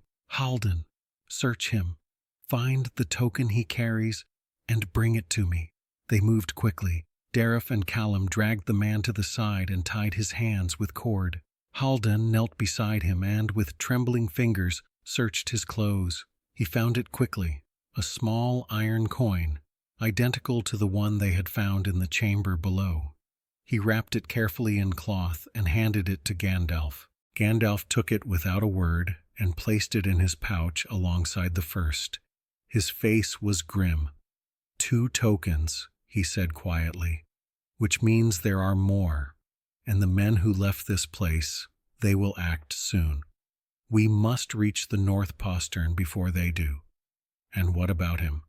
Dareth asked, nodding toward the unconscious figure. "Leave him," Gandalf said. "He is no longer a threat. The binding is broken. When he wakes, he will remember little and understand less." He turned toward the passage that led north. "Come, we have no time to lose." They ran. Through the twisting passages they went, their lamps swinging wildly, their breath coming hard. Haldan's legs burned and his lungs ached, but he did not stop, could not stop. Somewhere ahead, men were moving toward a door, and if they opened it, if they gave the enemy even the smallest foothold, Minas Tirith would fall, and with it, perhaps, the world. They emerged from the lower passages into a narrow courtyard beneath the second circle, where the night air struck them like cold water. Haldan gasped for breath, his legs shaking, his heart hammering in his chest. Above them, the stars were hidden behind thick cloud, and the wind had risen, carrying with it the smell of rain and something else. Smoke, faint but unmistakable, drifting from the east. Gandalf did not pause. He moved swiftly across the courtyard and into another passage, this one broader and better lit, lined with old storerooms and workshops that had been converted into temporary barracks. Men slept behind closed doors, unaware of what moved in the darkness beyond their walls. Guards stood at intervals, but Gandalf passed them without speaking, and something in his bearing, perhaps the stern set of his face, or the light that seemed to cling to his robes even in shadow, made them step aside without question. Dareth kept pace beside him, his hand on his sword. Callum moved like a ghost at the rear, his eyes constantly scanning the walls and the turnings behind them. Haldan stumbled once, caught himself, and forced his legs to keep moving. "My lord," he panted. How far to the postern? Not far, Gandalf replied without turning, but far enough. We must assume the conspirators are already moving. If they reach it before we do. He did not finish. He did not need to. They turned down another passage, this one sloping sharply downward, and came at last to a place where the stone changed. The walls here were older, rougher, built in a different age by hands long turned to dust. The air grew colder still, and the silence pressed in around them like a living thing. Gandalf stopped before a low archway and held up a hand. Wait. He closed his eyes and stood very still, as if listening to something the others could not hear. After a long moment he opened his eyes and turned to them. There are men ahead, moving quickly. 3, perhaps 4, and they are not alone. Not alone? Tirith asked sharply. What do you mean? I mean, Gandalf said quietly, that something walks with them. Not a man, not quite, a shadow, given shape and purpose. I felt it when I broke the binding on the preacher. It did not die, it fled, and now it has returned, drawn to the tokens the others carry. Haldan felt his stomach twist. Can you stop it? Perhaps, Gandalf said, but first we must stop the men. Come, quietly now. They moved through the archway and into a passage so narrow they had to walk single file. The walls were slick with moisture, and the floor was uneven, treacherous underfoot. Haldan kept one hand on the wall to steady himself, his breath misting in the cold air. Ahead, faint but growing louder, came the sound of voices, low, urgent, speaking in whispers that echoed strangely off the stone. Gandalf slowed and gestured for the others to do the same. They crept forward, step by careful step, until they came to a place where the passage opened into a small chamber. Haldan peered around the edge of the wall and saw them. 4 men stood in the center of the chamber, gathered around a table made of old crates and planks. On the table lay a sheet of parchment, held flat by stones at each corner. One of the men, a watchman by the look of his gear, was pointing at the parchment and speaking quickly. Through here, then down the old stair. The postern is at the end of the corridor. The bar's been loosened. All we need to do is lift it and prop the door. Just a crack. Enough for the signal. And the signal? Another man asked. He was older, gray-haired, his face lined with fatigue. A lamp, 3 flashes, they'll see it from the fields. That's all it takes. And then? The watchman hesitated.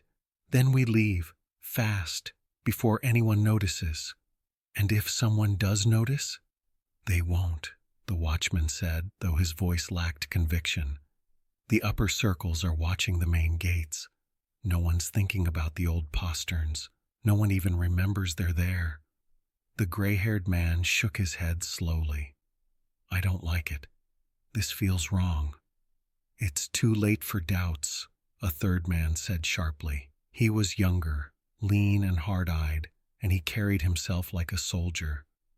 We've come this far. If we turn back now, they'll know. They'll come for us, for our families. You heard the preacher. This is the only way.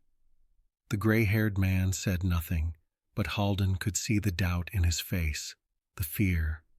Gandalf stepped out from the shadows. The effect was immediate. The 4 men spun around, hands reaching for weapons, eyes wide with shock. The watchman opened his mouth to shout, but Gandalf raised his staff and spoke a single word, not loud but sharp as a whip crack. The sound died in the man's throat. He stood frozen, his mouth open, his eyes fixed on the wizard. Do not move, Gandalf said quietly. Do not speak, and do not run. You will not succeed. The lean soldier recovered first. His hand went to his belt, where a short blade hung, but Tirith stepped out behind Gandalf, his sword drawn, his face hard as iron.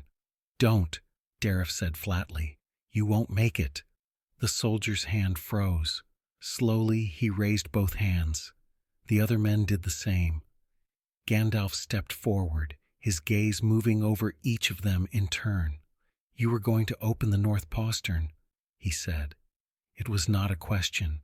You were going to signal the enemy, and you believed this would bring mercy." The watchman swallowed hard. We didn't have a choice.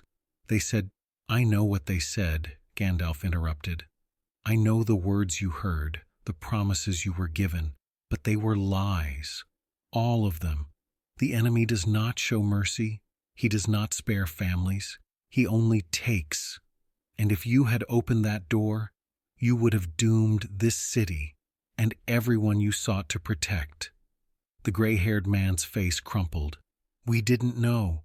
We thought—" "You thought you could bargain with the shadow," Gandalf said, and his voice was not unkind, but it was hard. "You cannot. You never could." Callum had moved to the table and was examining the parchment. He held it up to the light of his lamp and studied it carefully. "This is a map," he said. "Old but accurate. Someone who knows these passages drew it. And look here." He pointed to a mark near the bottom of the page. "This is the postern. And this—" He traced a line with his finger. "This is a route out, not back into the city, out, into the fields beyond the wall." Gandalf took the map and examined it. His expression darkened. "An escape route, for whoever opens the door. They were not planning to stay and face the consequences." "Cowards," Tirith muttered. "No," Gandalf said quietly. "Desperate men. There is a difference." He looked at the four men who stood silent and ashamed. "You carry tokens. I can feel them. Give them to me. Now." The watchman hesitated, then reached into his tunic and pulled out a small iron coin. He held it out, his hand trembling. The gray-haired man did the same. The lean soldier glared but said nothing. He did not move. "Give it to me," Gandalf repeated, his voice cold as winter. The soldier's jaw tightened. Then, slowly, reluctantly, he pulled the coin from his belt and threw it at Gandalf's feet. "There. Take it. See if it makes a difference." Gandalf bent and picked up the coins, wrapping them carefully in cloth. "It makes more difference than you know." He straightened and fixed the soldier with a hard stare. "You were not yourselves. The tokens clouded your minds, twisted your thoughts, made fear seem like wisdom. But that does not absolve you. You chose to listen. You chose to act. And you must live with that." "What are you going to do with us?" the watchman asked, his voice barely above a whisper. Gandalf was silent for a moment. Then he said, "That depends. The door has not been opened. The signal has not been given. If you swear now, here, before me and before your brothers, that you will not act against this city again, then you will be spared. You will be watched. You will be questioned, but you will live." The watchman nodded quickly. I swear it." The gray-haired man nodded as well, tears running down his face. "I swear." The lean soldier said nothing. He stared at Gandalf with cold, defiant eyes. Tirith stepped closer, his sword still drawn. "You heard him. Swear, or we'll assume you mean to finish what you started." The soldier's lip curled. "I swear nothing. You think you've won? You think stopping 4 men in a cellar changes anything? There are more of us, more than you know. And when the door opens, and it will open, you'll see. You'll all see." Gandalf's expression did not change, but something cold flickered in his eyes. "So be it." He gestured to Tirith. "Bind him, the others as well. Take them to the guardhouse beneath the 3rd circle. Tell the captain there that they are to be held under my authority until I return. No one is to speak to them. No one is to release them. Is that clear?" Tirith nodded grimly. "Clear as day." Callum had already produced lengths of cord from his pack, and he and Tirith moved quickly to bind the men's hands.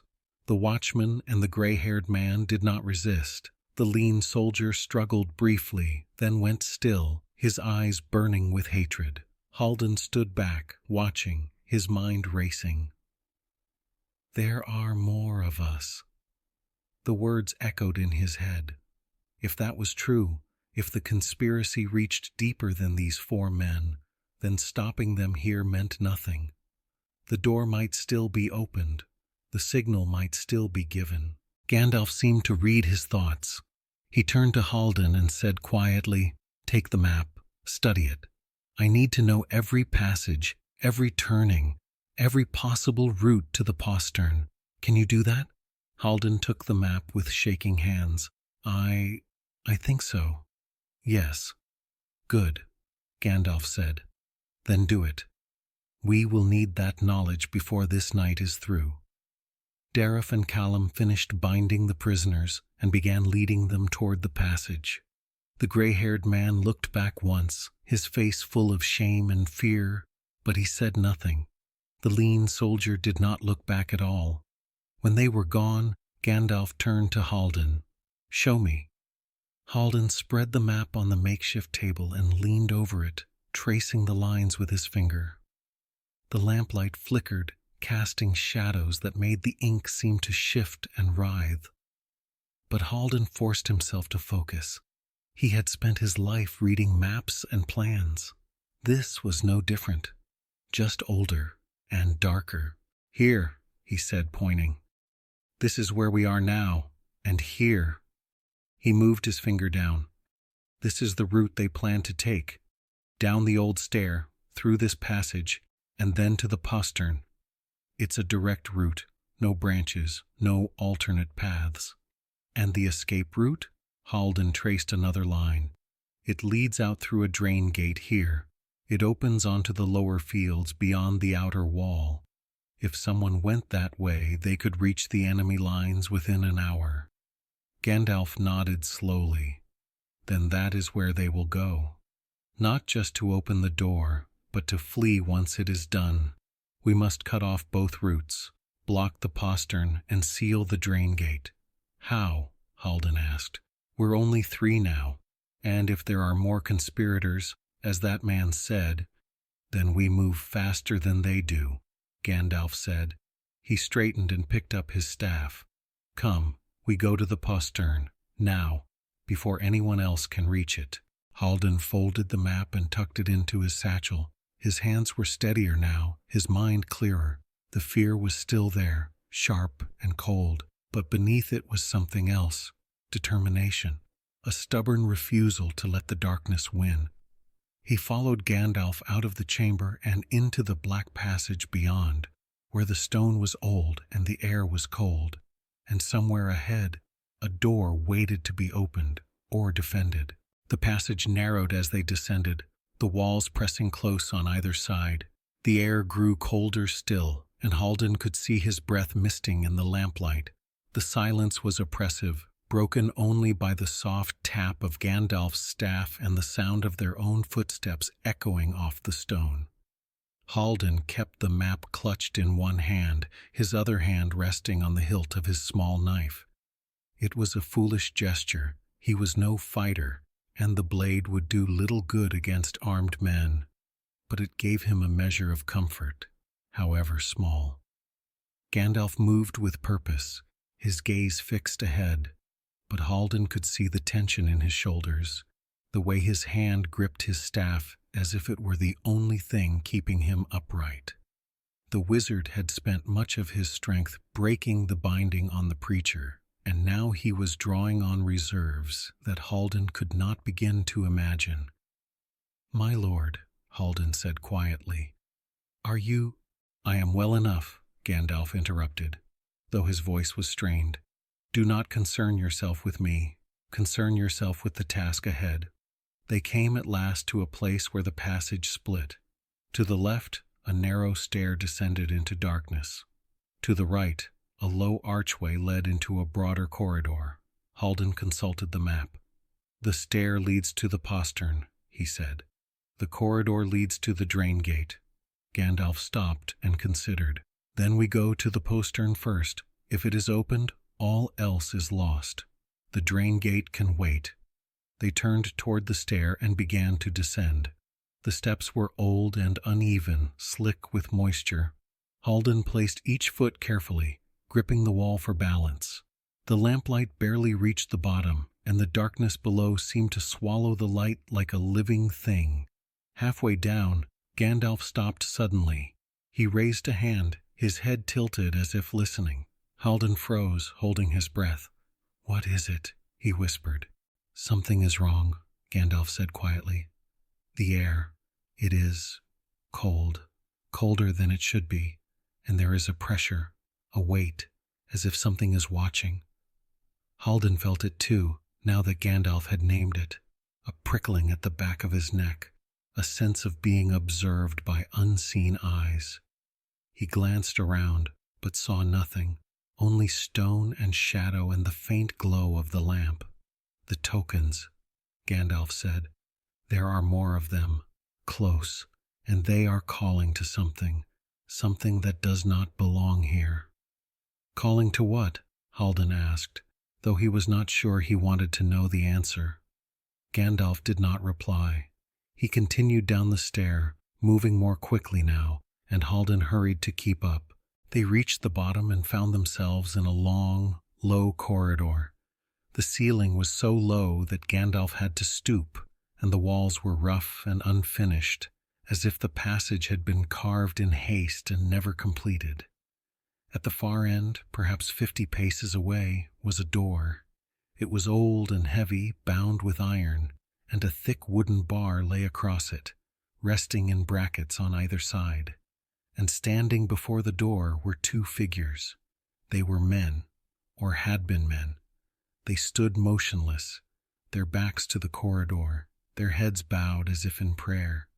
They wore the dark tunics of city watchmen, but their postures were wrong, too still, too rigid, as if they were statues rather than living flesh. Gandalf approached slowly, his staff raised. "You there," he called. "Step away from the door." The figures did not move, did not turn, did not respond.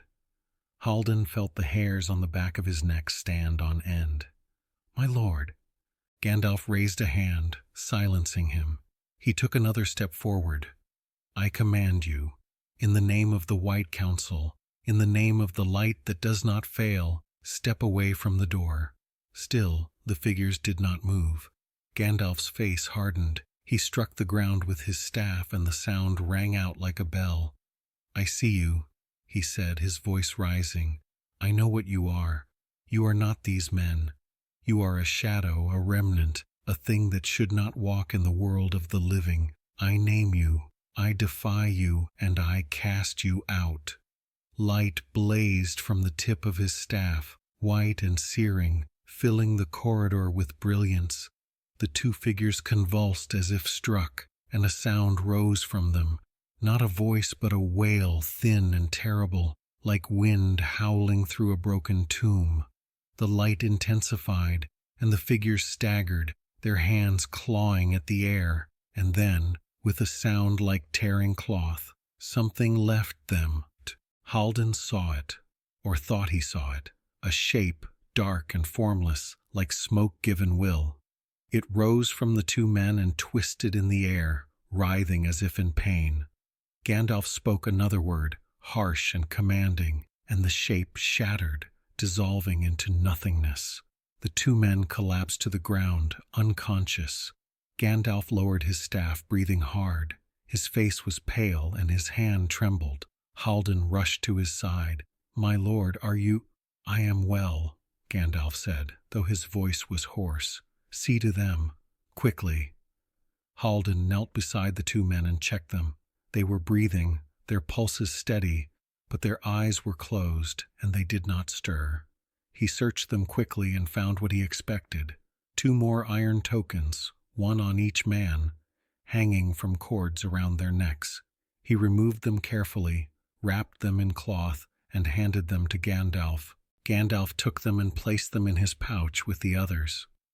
5, he said quietly. 5 tokens. That is more than I had feared. And if there are 5, there may be more still. My lord, Haldan said, his voice shaking. What was that thing? The shadow that came out of them? A binding, Gandalf said. Not of flesh, but of will. The tokens do not merely persuade, they enslave. Slowly, subtly, but completely. These men were not themselves. They were puppets, moved by a hand far away. He looked down at the unconscious figures. They may recover in time, or they may not. The shadow leaves scars that do not heal. Haldan swallowed hard. He looked at the door, still barred, still closed. Should we open it? See if there's anyone on the other side? No, Gandalf said sharply. We do not know what awaits beyond that door. It may be guarded. It may be trapped. And if we open it, we risk giving the enemy exactly what they want, a breach, however small. He straightened and looked around the corridor. We must bar it more securely, and we must ensure that no one else can reach it. How? Haldan asked. Gandalf pointed to a pile of rubble in the corner, broken stone, old timber, rusted iron. We block the passage, not permanently, but enough to slow anyone who comes after us. And then we go to the drain gate. If that is the escape route, it must be sealed as well. They worked quickly, dragging stones and timbers across the corridor, piling them high until the way was nearly impassable. It was hard, exhausting work, and by the time they finished, Haldan's hands were scraped and bleeding, his back aching. But the passage was blocked. Gandalf stood back and surveyed their work. It will hold, he said, for a time, long enough, I hope. He turned and began walking back toward the stair, moving more slowly now, his exhaustion plain. Haldan followed, glancing back once at the barred door and the 2 unconscious men lying before it. He wondered who they had been before the tokens had taken them. He wondered if they had families, children, friends who would mourn them. He pushed the thought away and climbed the stair. At the top, Gandalf stopped and leaned heavily on his staff. His breathing was labored and his face was drawn. Haldan reached out to steady him, but Gandalf waved him off. I am well, he said again, though it was clear he was not. My lord, you need rest. There is no time for rest, Gandalf said. The drain gate. We must reach it before... He broke off suddenly, his head snapping up. Haldan heard it too. Footsteps distant but approaching fast, and voices low and urgent. They're coming, Gandalf said. More of them. They know we're here. He straightened, gripping his staff with both hands. Go. Take the map and find the drain gate. Seal it if you can. If you cannot, mark the way and come back to me. My lord, I can't leave you. You can, and you will, Gandalf said. His voice was sharp, but not unkind. I will hold them here, but you must finish this. Do you understand? Haldan wanted to argue, but he saw the look in Gandalf's eyes, the fierce, unyielding will that had carried the wizard through fire and death and back again. He nodded. I understand.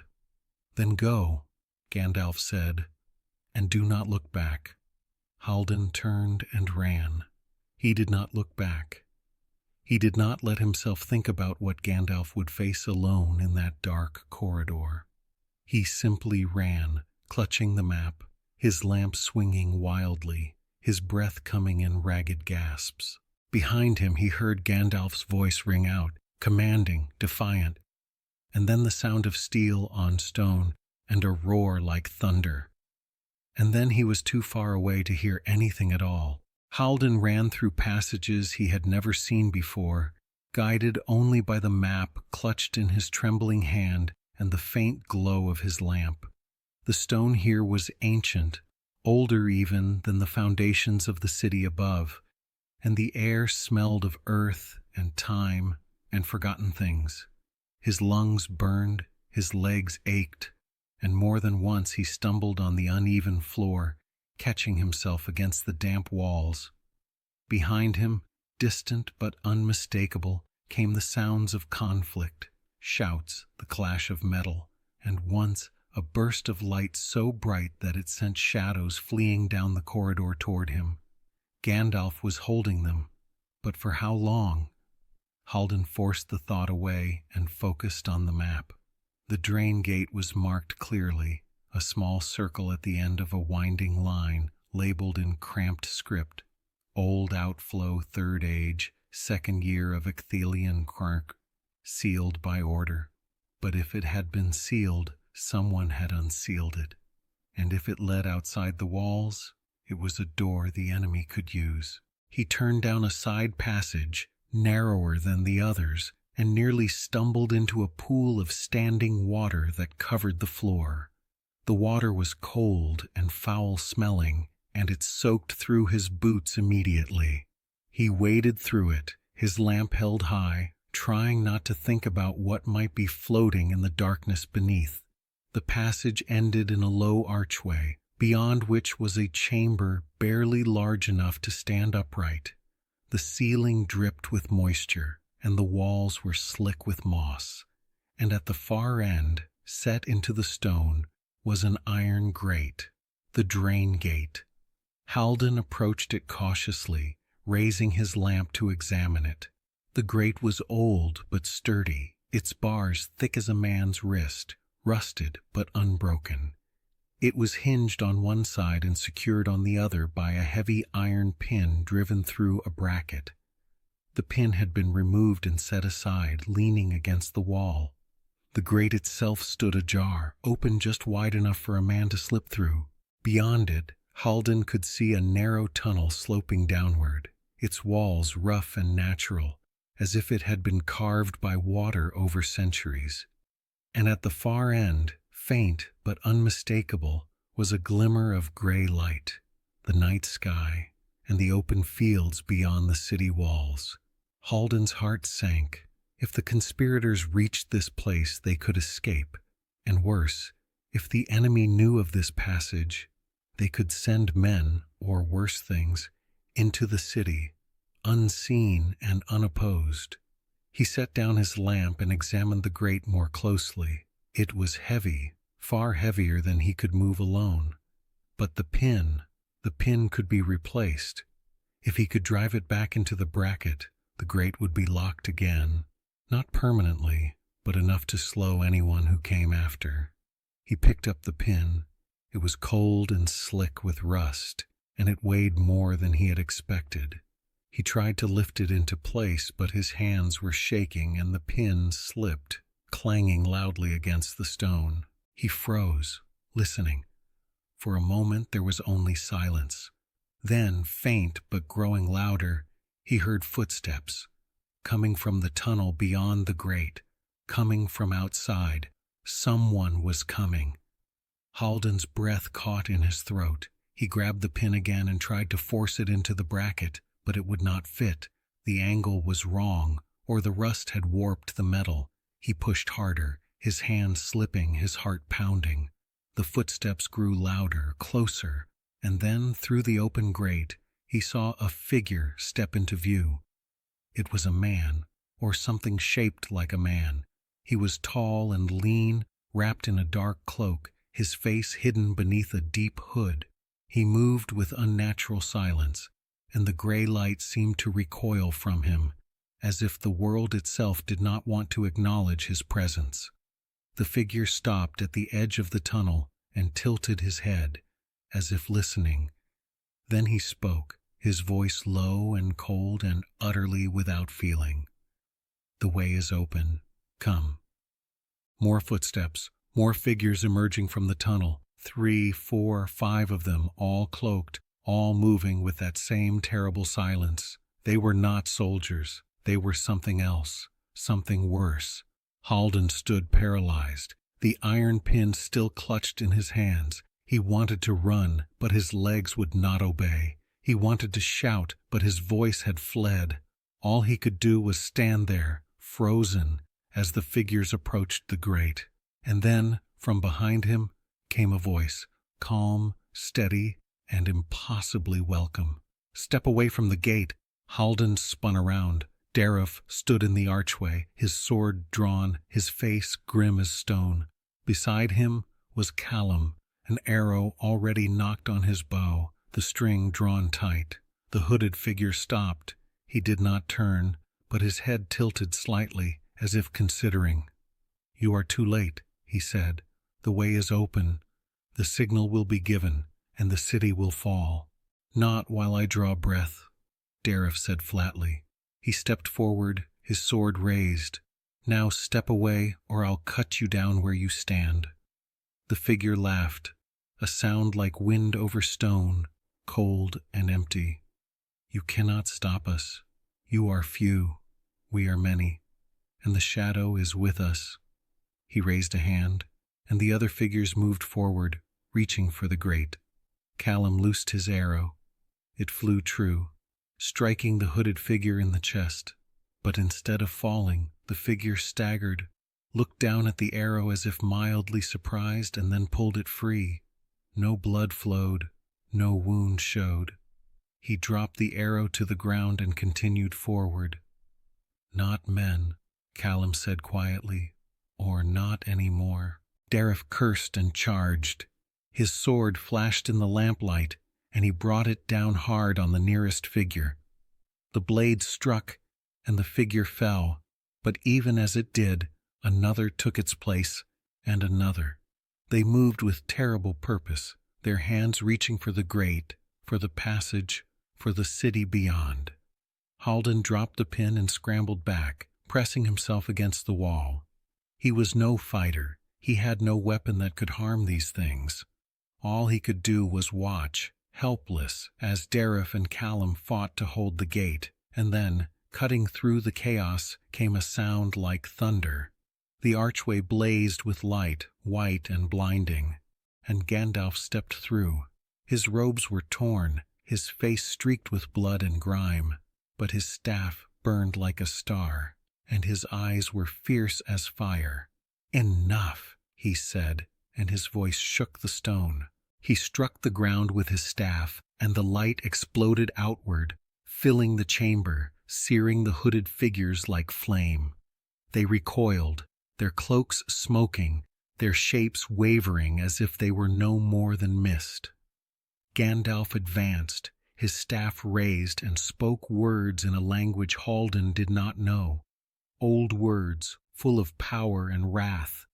The figures screamed, thin, terrible sounds that seemed to come from somewhere far away, and then they were gone, dissolved into nothing, leaving only the stench of burnt cloth and something fouler still.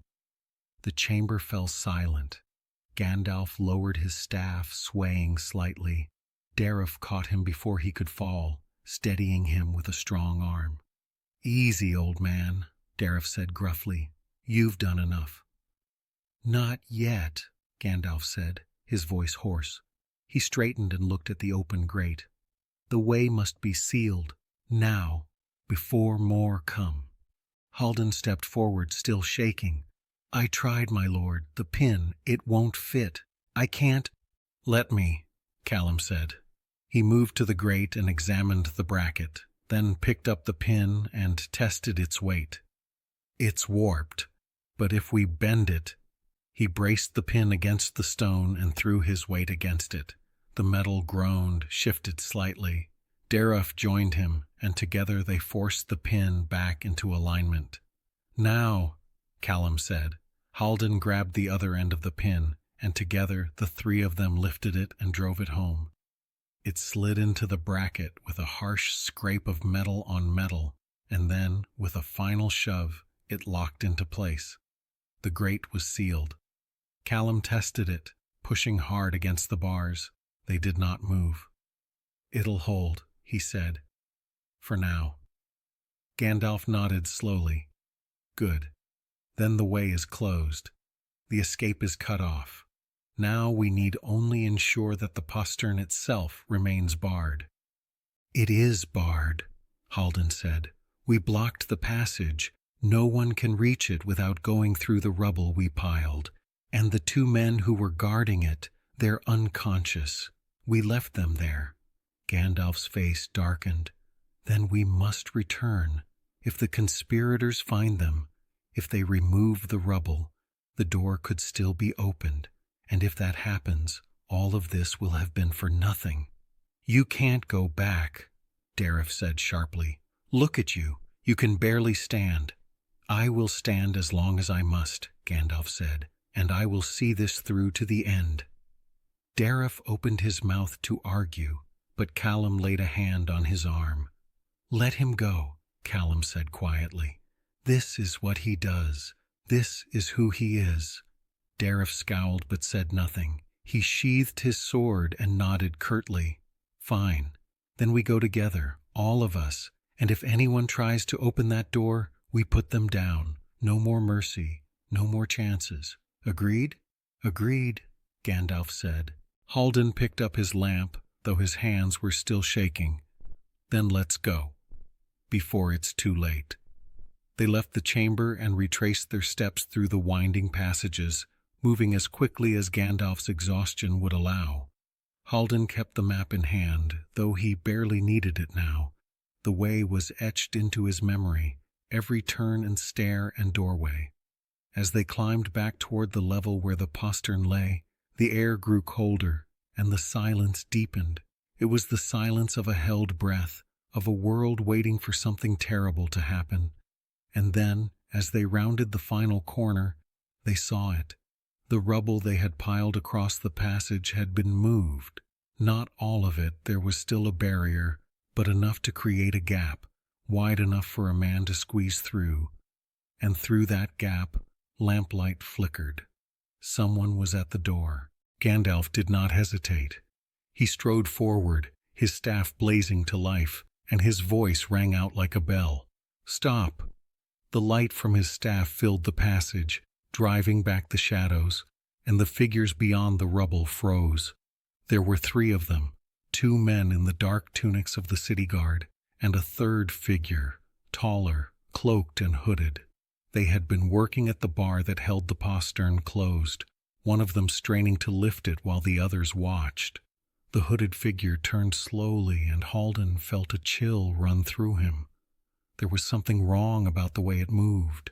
Too smooth, too deliberate, as if every motion had been calculated in advance. You are too late, wizard, the figure said, and its voice was soft and cold as winter ice. The door is nearly open.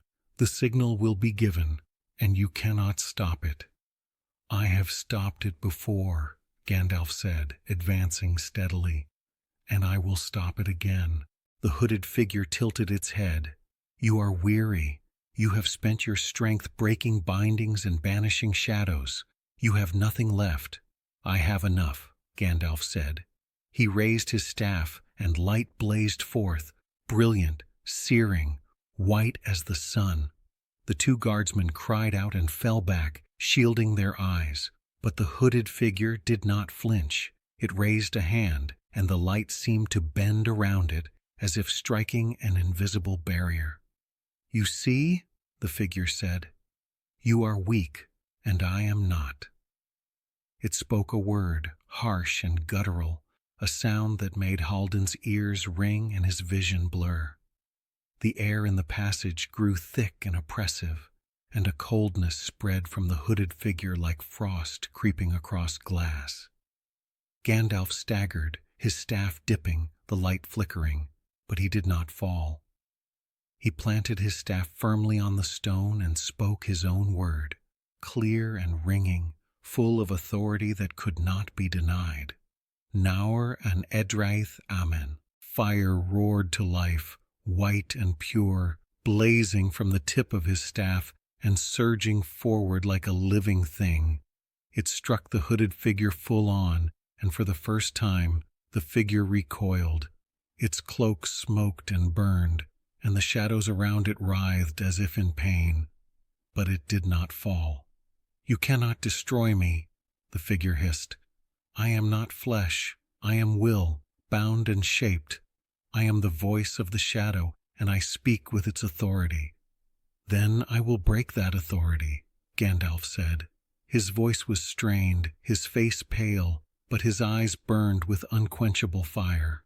"I will name you, and I will cast you out, and you will have no power here." He lifted his staff high, and the light intensified, filling the passage, driving back the darkness. The hooded figure screamed, a sound like tearing metal, and staggered back toward the door. "Uchebin estel anim," Gandalf roared. "You have no dominion here. You have no claim. I am servant of the secret fire, wielder of the flame of Aenor, and you will not pass." The light became unbearable.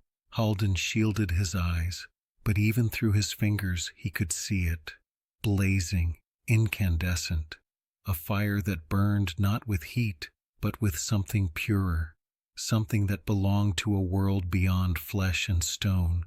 The hooded figure shrieked and convulsed, its form unraveling like smoke in a gale. The cloak fell away, revealing nothing beneath, no body, no bones, only shadow and emptiness. And then, with a final agonized wail, it was gone. The two guardsmen collapsed to the ground, unconscious or dead. Haldan could not tell. The light faded, and Gandalf lowered his staff, breathing hard. His face was ashen, and his hands trembled. Tirith rushed to his side. "That's enough, old man. You're done. Let us finish this." "No," Gandalf said, though his voice was barely above a whisper. "Not yet. The door—" He gestured weakly toward the postern. The bar was still in place, but it had been lifted part way. Another moment, and it would have been free. Callum moved quickly to the door and examined it. "The bar's loose, but it's still holding. If we wedge it—" "No," Gandalf said again. He pushed himself upright, leaning heavily on his staff. "The bar is not enough. The mechanism is old, weakened. If they come again, if they try again, it will fail." He looked at Haldan. "The map. Show me the mechanism. There must be a way to lock it from within." Haldan fumbled with the map, his hands shaking so badly he could barely hold it. He found the section that showed the postern and the surrounding passages. There, marked in faint ink, was a note. "Locking pin, interior chamber, access via side passage." "Here," he said, pointing. "There's a locking pin. If we can reach it, then we will," Gandalf said. He gestured to Callum. "Take Haldan, find the pin, lock the door, do it quickly." Callum nodded and grabbed Haldan's arm. "Come on." They moved back down the passage, following the map's directions, and found a narrow side corridor that led to a small, cramped chamber. In the center of the chamber was a vertical shaft, and within the shaft was a thick iron rod, its end forged into a wedge, the locking pin. "This is it," Callum said. He gripped the rod and tried to pull it down. It did not move. "It's stuck, rusted. We need leverage." Haldan looked around frantically and spotted a length of timber, part of the rubble they had piled earlier. He grabbed it and brought it to Callum. "Use this." Callum wedged the timber under the rod and threw his weight against it. The rod groaned, shifted, and then, with a shriek of protesting metal, it began to move. Slowly, inch by inch, it descended into the shaft, driving home into the mechanism below. "Almost there," Callum grunted. "One more." The rod slammed home with a final echoing clang. The sound reverberated through the chamber, through the stone, and Haldan felt something shift, a sense of finality, of a door sealed beyond opening. Callum straightened, breathing hard. "It's done. The door's locked. No one's opening it now, not without tearing the whole mechanism apart."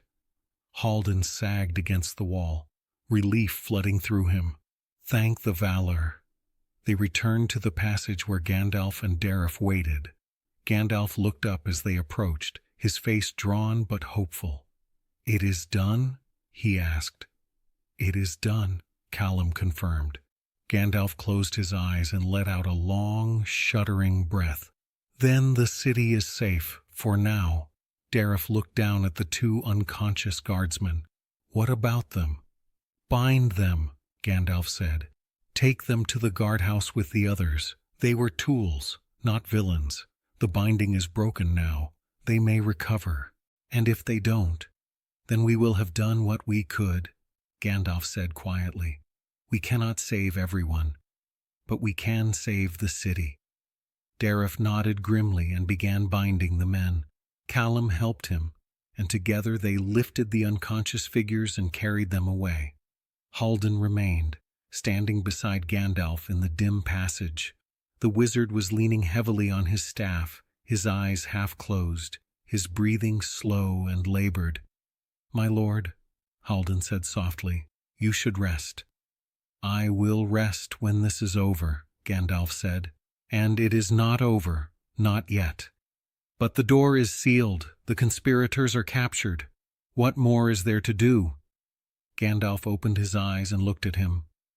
"There are more threads to this web, Haldan, more hands at work. We have stopped the knife at the city's throat, but the hand that held it is still out there, and until we find that hand, we are not safe." Haldan swallowed. "Then what do we do?" "We rest," Gandalf said, "for a few hours, and then we begin again, because the enemy does not rest, and neither can we." He turned and began walking slowly back toward the upper levels, his staff tapping softly against the stone. Haldan followed, his mind racing, his body exhausted, but something deep within him, some stubborn, unyielding part, refusing to give in. They had won, for now. But the night was not over, and the war was only beginning. The bells of Minas Tirith were tolling the hour before dawn when Gandalf and Haldan emerged at last onto the uppermost circle of the city. The sky to the east was pale gray, and the first faint light was beginning to touch the tops of the towers. The wind had died, and the air was cold and still, heavy with the silence that comes before the breaking of the day. Gandalf stood at the edge of the wall and looked out over the Pelennor fields. The land was dark, empty save for the scattered watchfires of the outposts. But beyond the fields, far to the east, a faint glow could be seen, not the light of the sun, but something else, something red and sullen, like the embers of a dying fire. Mordor. Haldan stood beside him, his satchel slung over his shoulder, his clothes filthy and torn, his hands bandaged where he had scraped them moving rubble. He had not slept. He doubted he could sleep even if he tried. His mind was still racing, replaying the events of the night over and over, the tokens, the shadow, the hooded figure, the door that had nearly been opened. "My lord," he said quietly, "is it truly over?" Gandalf did not answer immediately. He stood in silence, his gaze fixed on the distant glow, his face unreadable. "The door is sealed," he said at last. "The conspirators are taken, the tokens are removed. In that sense, yes, it is over." "But," Haldan prompted. Gandalf turned to look at him. "But this was not an isolated act. It was a test, a probe. The enemy sought to learn whether the city could be opened from within, whether fear and despair could do what armies and siege engines could not. And now he knows." Haldan felt a chill run through him. "Knows what?" "That we are vulnerable," Gandalf said. "That there are men within these walls who can be turned, who can be broken. He will try again. Not in the same way, perhaps, but he will try. And we must be ready." "How?" Haldan asked. "How do we prepare for an enemy we cannot see?" Gandalf was silent for a moment. Then he said, "By being vigilant, by trusting one another, by remembering that the greatest weapon the enemy wields is not his armies or his power, but despair, and despair can only take root if we let it." He turned back to the wall and looked down at the city below. The streets were beginning to wake, lamps being lit, doors opening, the sounds of the day beginning. Somewhere a child laughed, somewhere a dog barked. Life went on, unknowing and unafraid. "We have bought them time," Gandalf said. "That is all we can ever do. Buy time, and hope that it is enough." Haldan said nothing. He was thinking of the men they had captured, the watchman, the gray-haired clerk, the lean soldier. He was thinking of the 2 guardsmen who had been possessed by the shadow, who might never wake, or who might wake changed forever. He was thinking of Arthur, the Missing Seal-Warden, who was almost certainly dead. "My lord," he said at last, "the Book of Keys. I should return it. And the records. They will be needed." Gandalf looked at him, and something like warmth touched his eyes. "Yes, you should. But first, I think you should rest. You have done more tonight than most men do in a lifetime. You have earned a few hours' sleep." Haldan shook his head. "I don't think I could sleep. Not yet. My mind, it won't stop." "I know," Gandalf said gently, "but try. Even a little rest will help." He placed a hand on Haldan's shoulder. "You did well, Haldan, better than you know. You saw what others missed. You stood when others would have fled, and you helped save this city. Do not forget that." Haldan felt his throat tighten. He wanted to say something meaningful, something worthy of the moment, but the words would not come, so he simply nodded. Gandalf withdrew his hand and turned back to the east. "Go now, rest. And when you wake, we will begin the work of finding the deeper roots of this conspiracy. For I do not believe it ends with a few frightened men and a handful of tokens. There is something darker at work here, something that reaches farther than we yet know." "Do you know what it is?" Haldan asked. "I have suspicions," Gandalf said, "but suspicions are not proof. And without proof, I cannot act. Not against those who wield power in this city." He paused and his voice grew harder. "But I will find proof. And when I do, I will root out this evil, no matter how deep it has burrowed." Haldan believed him. He had seen what Gandalf could do when his will was set. He had seen the light that blazed from his staff, the fire that burned away shadow. And he knew that whatever darkness lay ahead, Gandalf would face it without flinching. "I will help," Haldan said, "in whatever way I can." Gandalf smiled faintly. "I know you will. Now go, rest, and when the sun rises, we will meet again." Haldan bowed, awkwardly unsure of the proper form, and turned to go. But as he reached the stair that led down into the city, he paused and looked back. Gandalf stood alone at the wall, a figure in white against the gray sky, his staff planted at his side, his gaze fixed on the distant darkness. He looked old, Haldan thought, old and weary, as if the weight of the world rested on his shoulders. But he did not falter. He did not turn away. He simply stood, watching, waiting, ready for whatever came next. And in that moment, Haldan understood something he had not understood before. The war was not won or lost on battlefields. It was won or lost in moments like this, in the quiet determination of one man standing watch while others slept, in the refusal to give in, no matter how great the darkness, in the simple, stubborn act of holding the line. He turned and descended the stair, his footsteps echoing softly on the stone.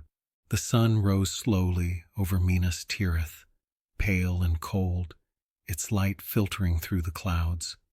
The city stirred and woke, and men went about their duties, unaware of how close they had come to disaster in the night. The walls stood, the gates held, and within the stone, hidden from sight, the mechanisms that kept the city safe remained intact. But Gandalf knew, and Haldan knew, and Dareth and Callum knew. They had seen the shadow, they had faced the darkness, and they had held it back, if only for one night. But the war was not over. It had only just begun. Epilogue. Later that day, when the sun had climbed higher and the city had settled into its routines, Haldan found himself in the small room where he had worked before all of this had begun. The Book of Keys lay open before him, and he was carefully updating the records, noting which seals had been compromised, which keys needed to be reissued, which locks needed to be changed. It was tedious work, the kind of work that most would find dull, but Haldan did not find it dull, not anymore, because he knew now what it meant. Every seal, every key, every lock, they were not just tools of administration. They were defenses, small, quiet defenses against a darkness that never slept. And if he did his work well, if he noticed the small things, the inconsistencies, the flaws, then perhaps, just perhaps, he could help hold that darkness at bay. There was a knock at the door. "Come in," Haldan called. The door opened, and Gandalf stepped inside. He looked better than he had at dawn, rested, though still weary, his robes cleaned and mended. He carried his staff, and his eyes were clear. "I thought I would find you here," Gandalf said. "Where else would I be?" Haldan said with a faint smile. "The records won't update themselves." Gandalf chuckled. "No, they will not." He moved to the window and looked out at the city. "I have spoken with the steward. He has agreed to increase the watch on the Posterns and to review all seal assignments personally. It is a start." "Only a start?" Haldan asked. "Only a start," Gandalf confirmed. "There is more to be done, much more. But for now, the immediate danger is past." Haldan set down his pen. "My lord, you said this was a test, that the enemy was probing our defenses." "Yes." "Then, will he try again?" Gandalf was silent for a moment. Then he said, "Yes, he will try again, and we must be ready." "How?" Gandalf turned to face him. "By doing what we did last night, by watching, by noticing, by trusting one another, and by refusing to give in to despair, no matter how dark the night becomes." Haldan nodded slowly. "Then I will keep watching." "Good," Gandalf said. He moved toward the door, then paused. "Haldan, one more thing." "Yes, my lord?" "In the Book of Keys," Gandalf said, "there is no entry for the night we just lived through, no record of the locks we held or the doors we kept closed." Haldan frowned. "Should there be?" Gandalf smiled faintly. "Perhaps, perhaps not. Some things are too important to be written down. They must be remembered, carried in the heart."